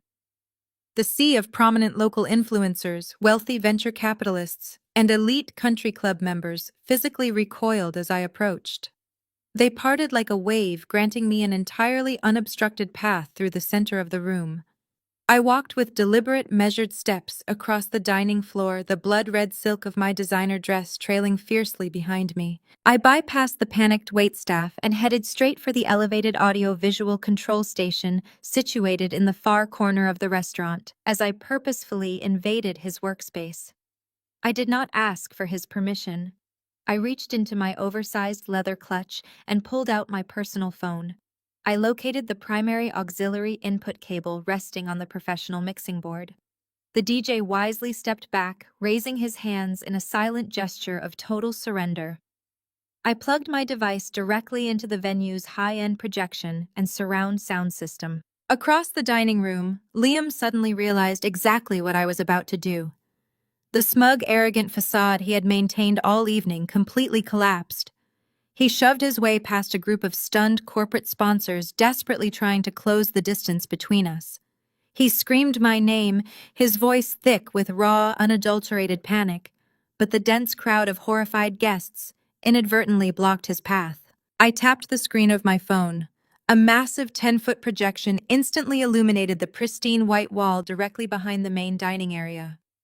The high-definition image bathed the entire restaurant in a harsh, unforgiving light. It was the hidden photograph I had meticulously extracted from his digital vault just days prior. The picture displayed a lavish, incredibly expensive third birthday party hosted at a premium indoor playground facility. The crowd gasped in perfect unison. Projected right in front of them was a towering image of Liam grinning brightly and holding a small, sharply dressed toddler high upon his broad shoulders. The boy had Liam's exact jawline, his exact nose, and his unmistakably piercing eyes. It was a flawless genetic copy. But the child was only the beginning of the sheer devastation. Standing right beside my husband in the massive projection was a young, attractive woman with long, dark hair, smiling radiantly at the camera. This was Monica the mistress, whose luxury pent. Rachel and Trey were standing there completely embracing the illegitimate family. Trey, an African-American man who loved projecting an image of absolute moral superiority and high-class sophistication, was laughing joyfully in the photo, fully complicit in the ultimate betrayal. Richard and Beatrice were positioned right in the center of the frame, beaming with absolute, unadulterated joy. Beatrice, who had spent the evening looking down her nose at everyone, now leaned heavily against a cocktail table, clutching her chest, as if she had been physically struck. They were proudly celebrating a secret grandson, while I was grinding through 80-hour work weeks to fund their very existence. The collective shock in the room was dense and suffocating. The country club friends who had just praised Liam for his upstanding moral character now stared at the 10-foot projection in total disgust. They realized they were not just attending a restaurant opening funded by corporate embezzlement. They were standing in a room hosted by a man who had funded a secret second family using his wife's stolen capital, fully supported by his enabling parents and his deceitful sister and brother-in-law.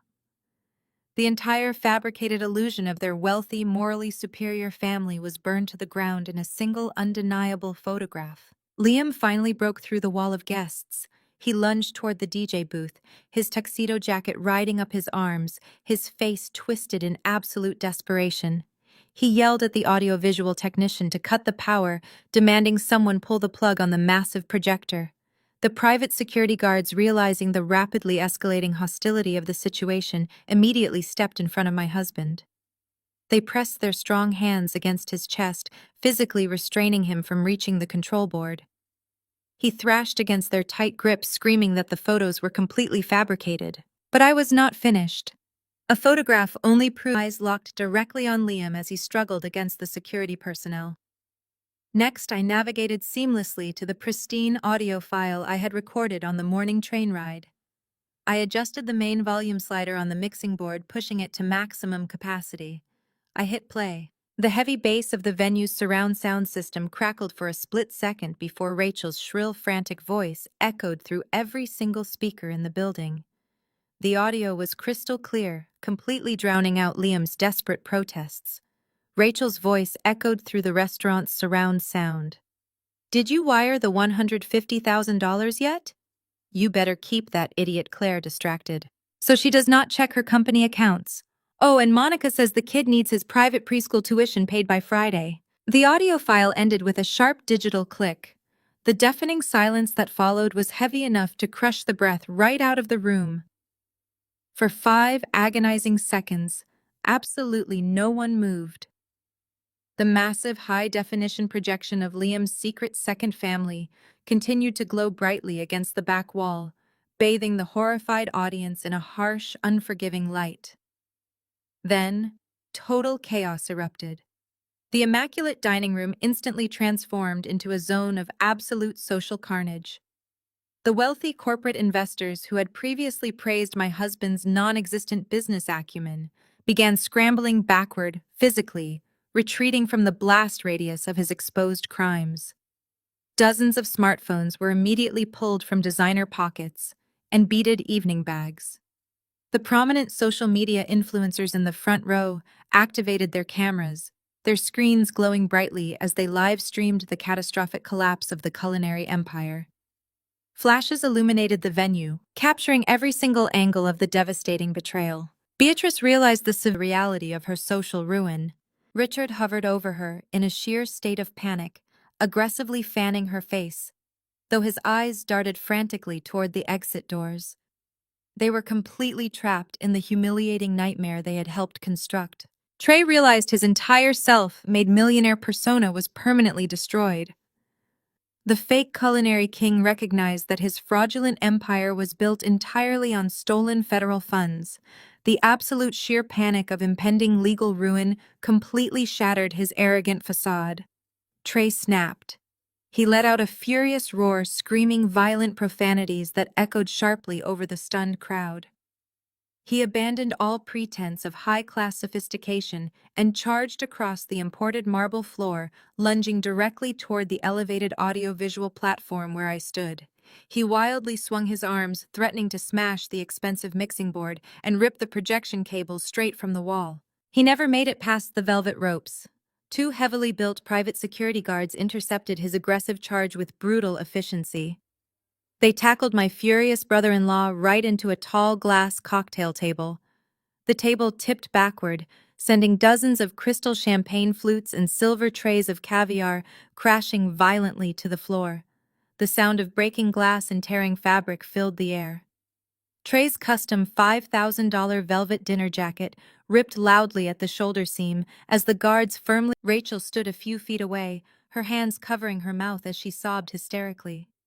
The heavy diamond drop earrings she had purchased with my stolen money swung wildly against her neck as she watched her husband get completely neutralized by the venue security. Across the room, Liam watched his entire family collapse into absolute ruin. He stood completely still as the security guards held the line. Then a terrifying psychological shift washed over my husband. Seeing that his flawless public facade was permanently pulverized, Liam simply stopped caring about appearances.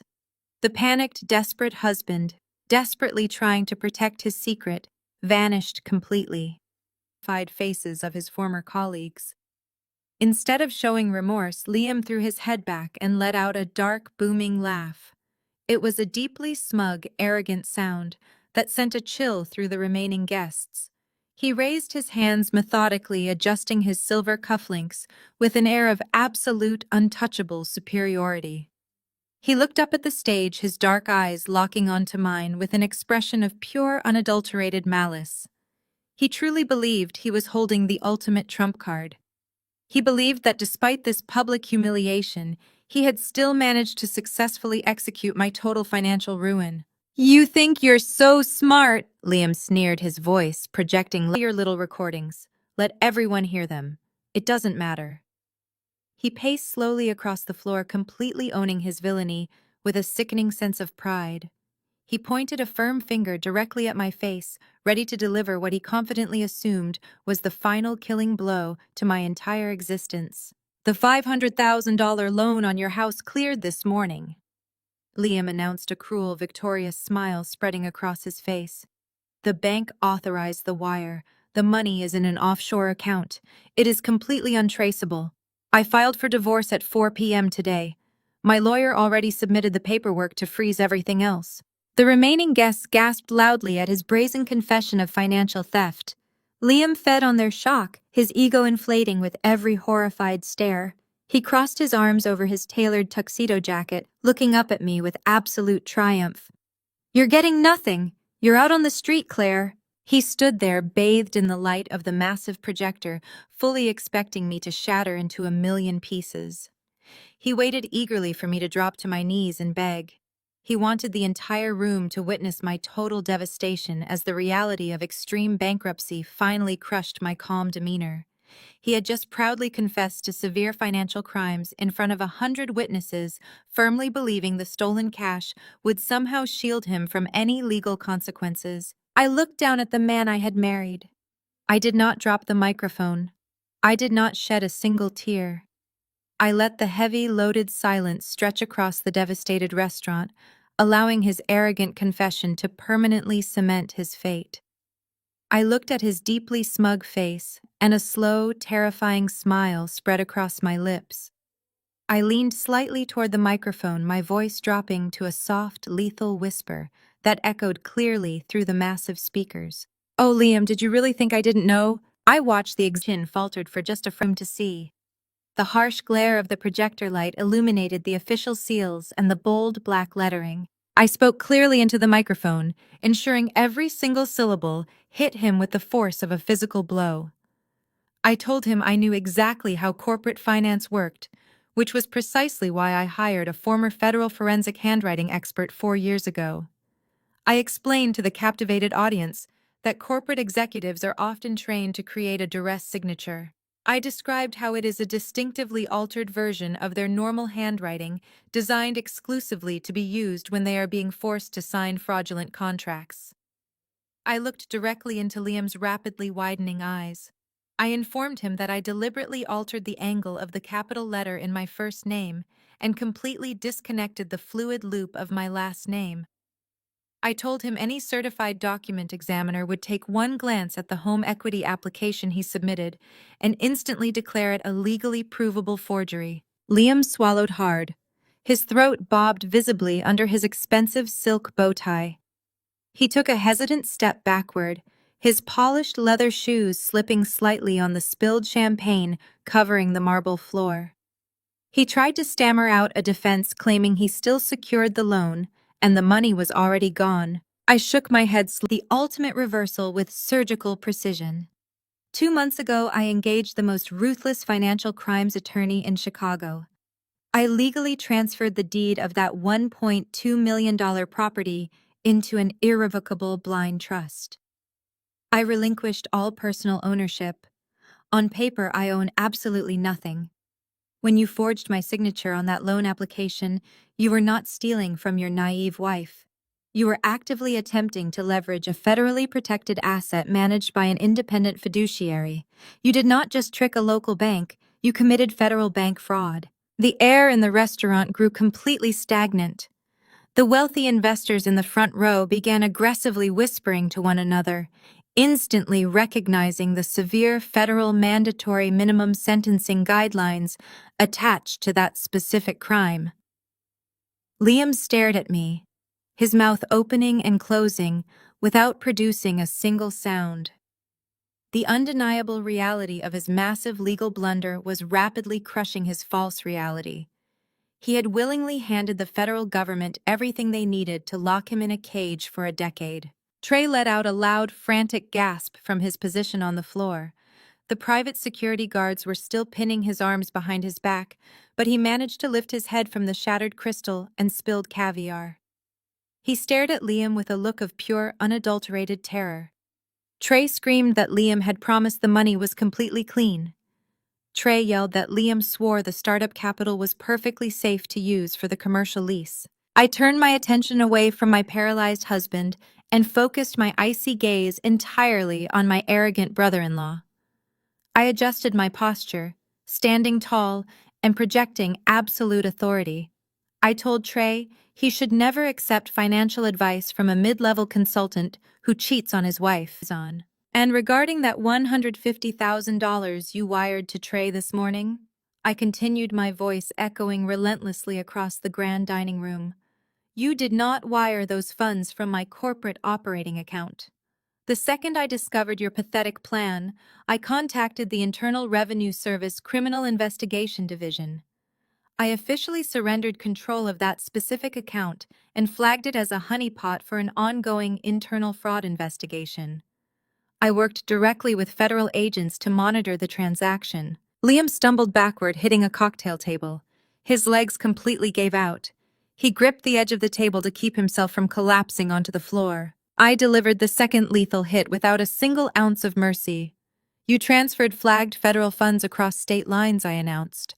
The moment you clicked confirm on that transfer, you committed wire fraud. And Trey, the exact second you accepted that stolen federal cash to secure the commercial lease for this building, you committed aggressive money laundering. The federal government has been tracking every single cent you spent on these crystal chandeliers and imported marble floors. You built your entire culinary empire inside a federal trap.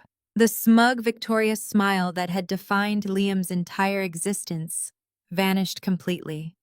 The healthy flush of color violently drained from his face, leaving his skin an ashen, sickly gray. The realization of his absolute, inescapable destruction hit him with the force of a freight train. He was not going to a luxury offshore account. He was not moving into a high-rise penthouse with Monica. He was going to federal prison, and he had dragged his sister's husband right down into the abyss with him. Trey started hyperventilating on the floor. His chest heaved with rapid, shallow breaths, as sheer panic overtook his nervous system. Rachel dropped to her knees, remained slumped in her chair, weeping uncontrollably into her hands while Richard stood frozen in a state of total catatonic shock. Their entire world was burning to the ground in front of 100 prominent witnesses. The heavy, suffocating silence inside the restaurant was suddenly broken by a sound coming from the busy city streets outside. It started as a faint, distant wail echoing off the tall glass skyscrapers. Within seconds, the sound grew exponentially louder, piercing through the thick glass windows of the dining room. Sirens were howling in the night air, their aggressive rhythmic alarms cutting through the tension. I watched the flashing red and blue lights begin to reflect off the imported marble floors, growing rapidly closer with every passing second. The heavy double-paned glass doors at the front entrance of King's Culinary Group did not just open. They were violently thrust apart with a force that sent a sharp gust of freezing Chicago wind rushing straight into the sweltering, panic-stricken dining room. The heavy velvet curtains near the reception desk whipped frantically in the sudden draft. The flashing red and blue emergency lights outside now poured directly through the unobstructed entryway, casting harsh alternating shadows across the imported marble floors and illuminating the terrified faces of the wealthy guests. Through that dramatic threshold stepped Diana. My corporate attorney did not wear a tactical vest or carry a weapon, yet she commanded the space with a lethal, undeniable authority. She wore a razor-sharp black suit and carried a sleek leather briefcase, walking into the chaotic restaurant with the absolute composure of an apex predator entering a familiar hunting ground. Flanking Diana, moving with highly synchronized tactical precision, were 5 federal agents. 3 of the men wore dark windbreakers with the bright, unmistakable yellow lettering of the Federal Bureau of Investigation printed squarely across their backs. The other 2 agents carved from solid stone. They did not pause to admire the crystal chandeliers or the premium champagne stations.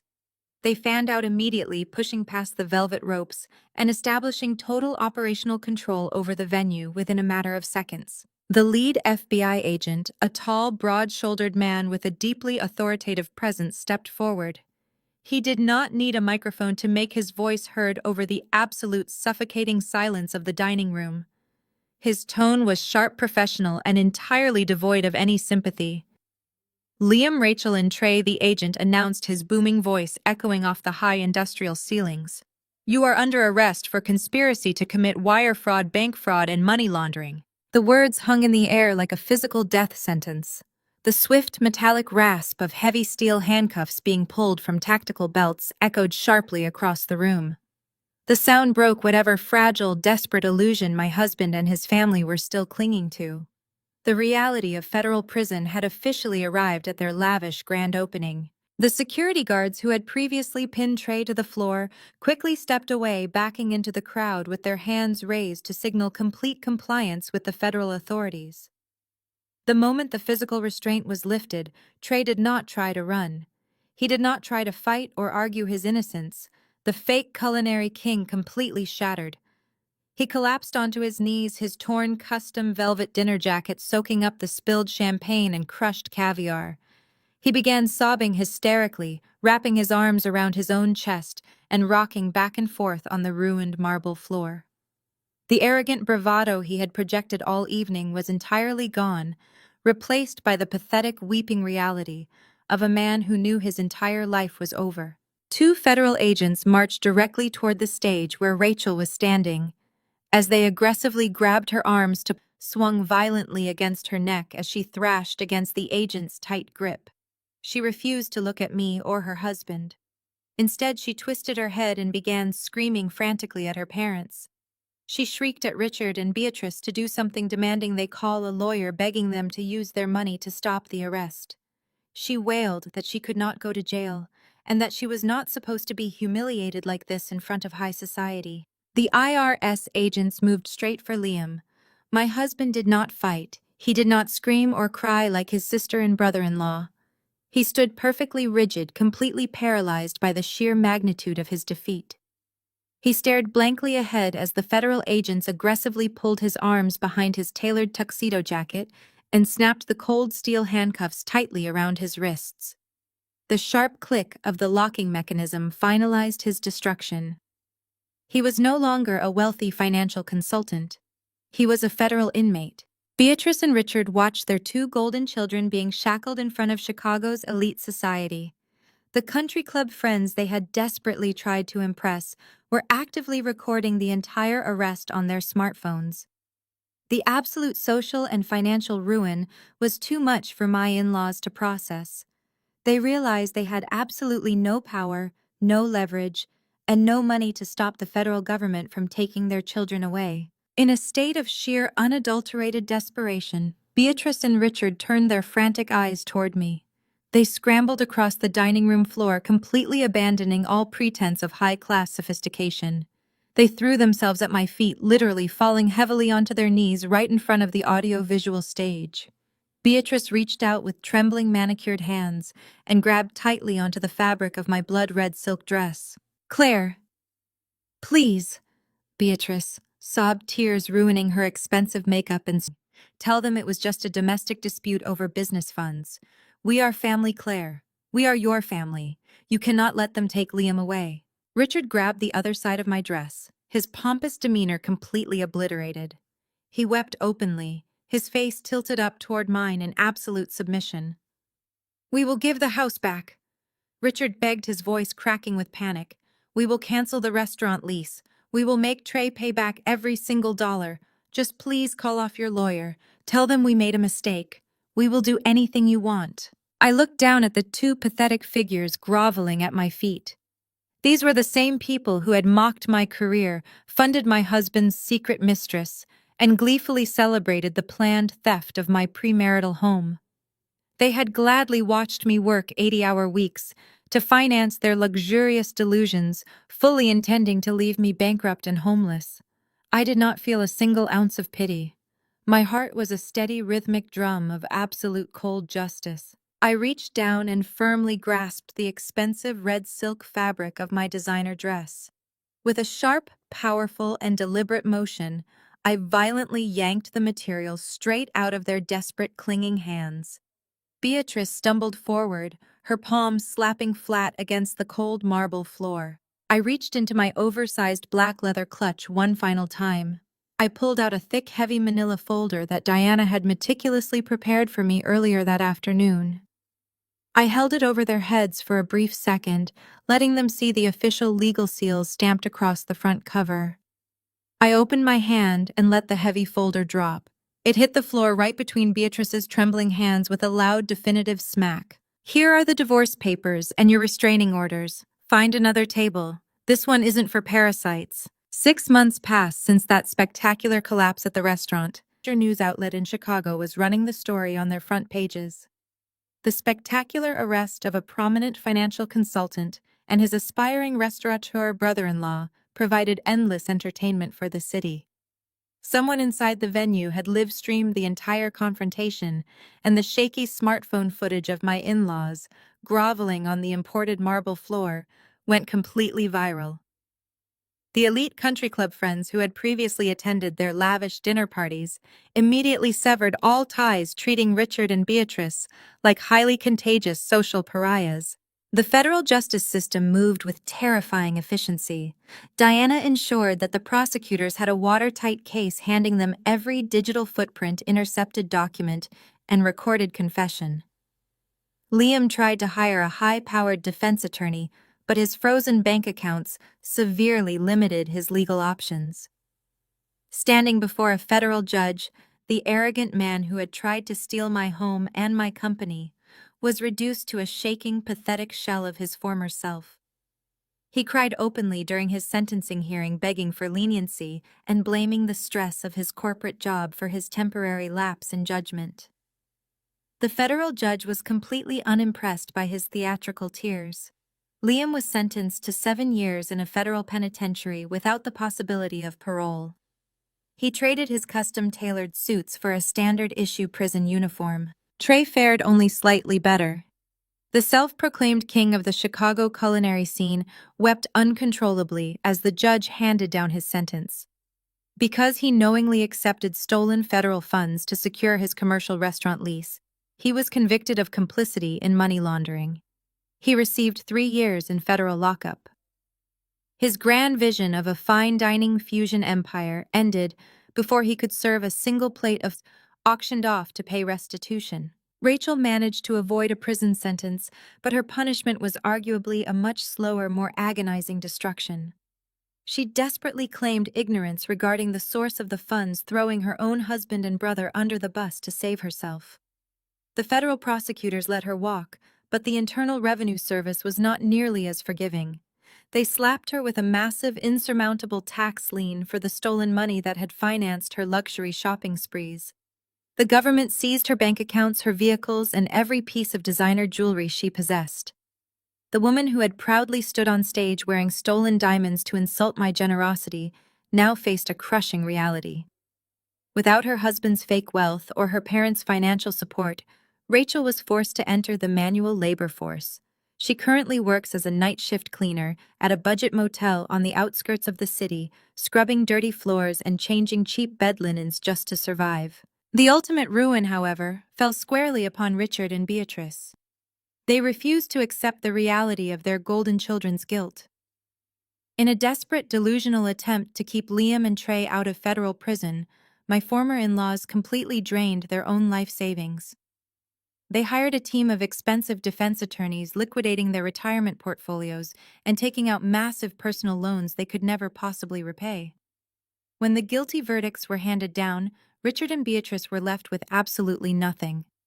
They were forced to declare total bankruptcy.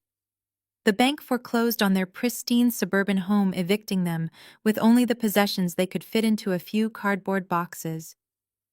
The arrogant matriarch and patriarch, who had looked down on my data analytics firm as a cute little hobby, now lived together in a tiny, dilapidated studio apartment.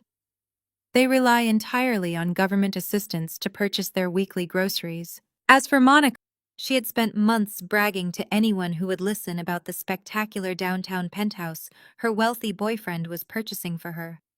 When she realized that the $500,000 home equity loan was completely fraudulent and that Liam's assets were entirely frozen, her loyalty vanished instantly.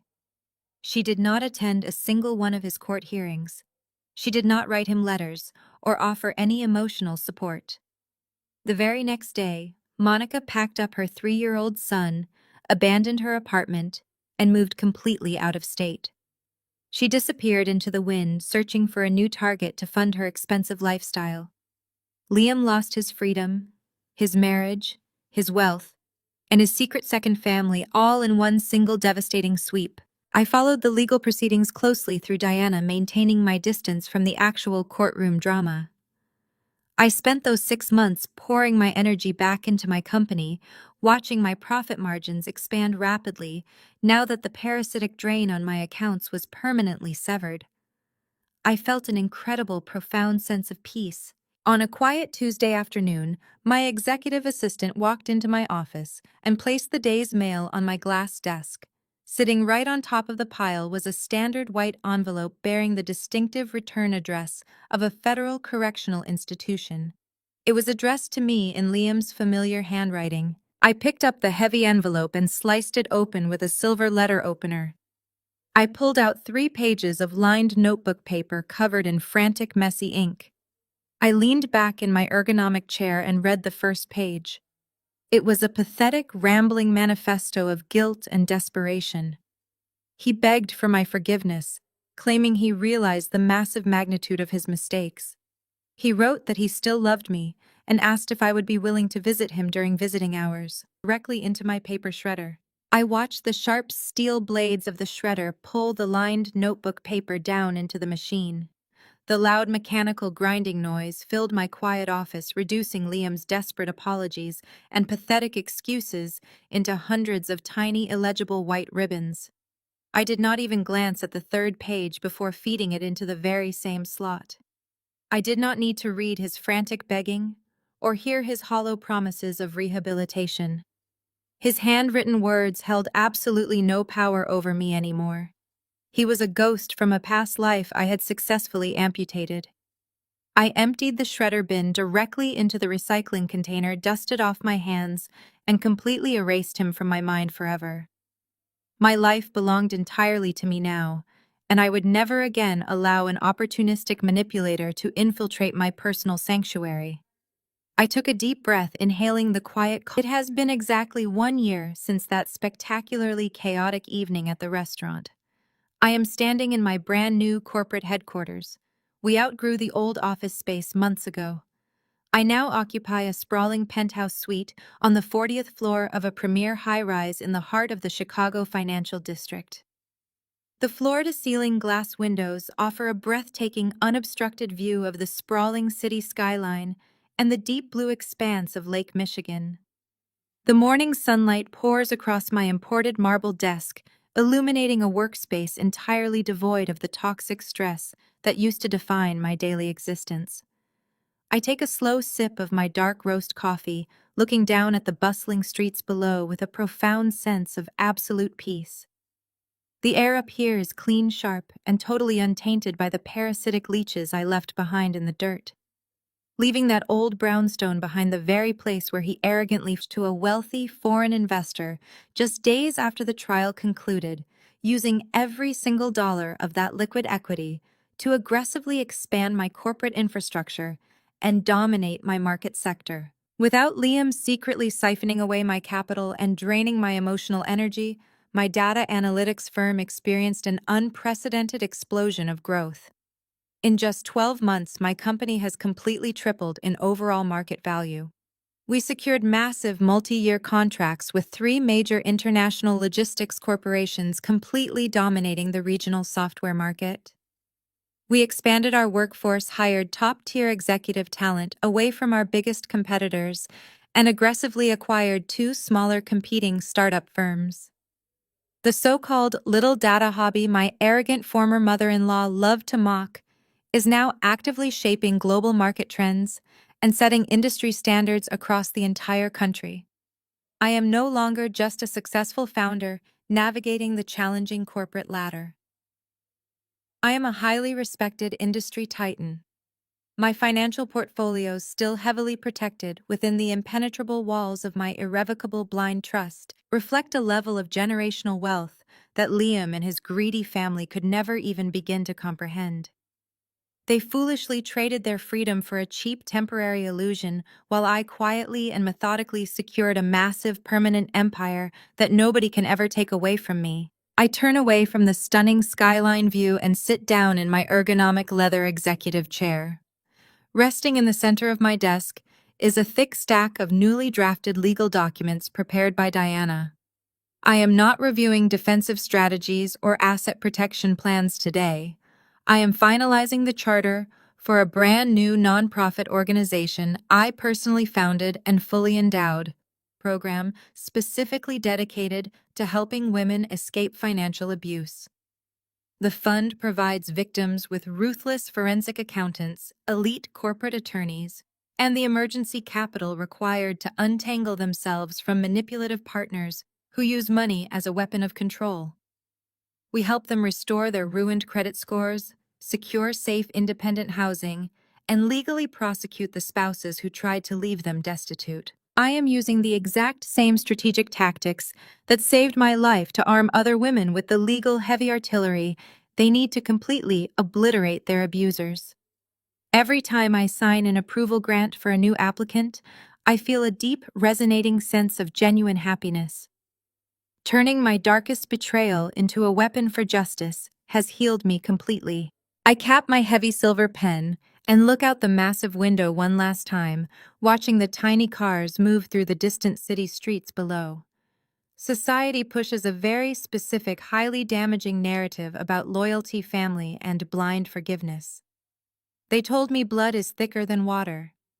They tried to convince me that familial obligation requires you to quietly endure disrespect, blatant financial theft, and constant emotional manipulation just to keep the peace at the holiday dinner table. They expect successful women to shrink themselves to protect the fragile egos of insecure men. But I learned the hard way that sometimes blood is just a leech trying to drain you dry. When you finally identify a parasite actively destroying your financial and emotional foundation, you do not try to negotiate with it. You do not sit down and try to offer it a second chance to feed off your hard work. You surgically remove it, you sanitize the wound, and you move forward into the future with absolute, unyielding strength. The great executing a brilliant legal strategy with terrifyingly cold precision. Have you ever had to use the law to permanently protect yourself from the greedy people who were supposed to love you? Share your personal stories in the comments below. Do not forget to like and subscribe, and please remember, never let anyone mistake your silence for weakness. The gripping story of Claire's strategic triumph over her deceitful husband and toxic in-laws offers a masterclass in self-preservation and emotional regulation. When faced with absolute betrayal, human instinct urges us to react immediately, to scream, demand answers, and unleash our righteous anger. However, the most profound lesson embedded in this narrative is that silence is not a manifestation of weakness. Rather, it is your greatest strategic advantage. By refusing to give her husband the emotional explosion he anticipated, Claire retained complete control over the battlefield. Manipulative individuals feed on emotional chaos. They thrive on your pain, often using your explosive reactions to gaslight you, paint you as the unstable villain, and cast themselves as the victims. When Claire discovered the devastating truth about the embezzled corporate funds, the forged mortgage application, and the secret family, she did not confront him in the heat of the moment. She simply smiled, played her expected role, and methodically built an impenetrable legal fortress. Her absolute emotional detachment allowed her to analyze the chessboard with pristine clarity, while her abusers were utterly blinded by their own arrogance. This narrative teaches us a vital reality about surviving toxic relationships. You do not owe your betrayers a tearful argument, an explanation, or an opportunity to negotiate. True justice is rarely found in loud public screaming matches. It is secured through quiet, airtight boundaries and the cold, unyielding execution of consequences. When you successfully detach your emotions from the parasites who seek to drain your resources, you instantly reclaim your power. You allow the perpetrators to comfortably dig their own graves with their bare hands. If you have ever had to quietly rebuild your life while cutting off toxic people, share your empowering stories in the comments below.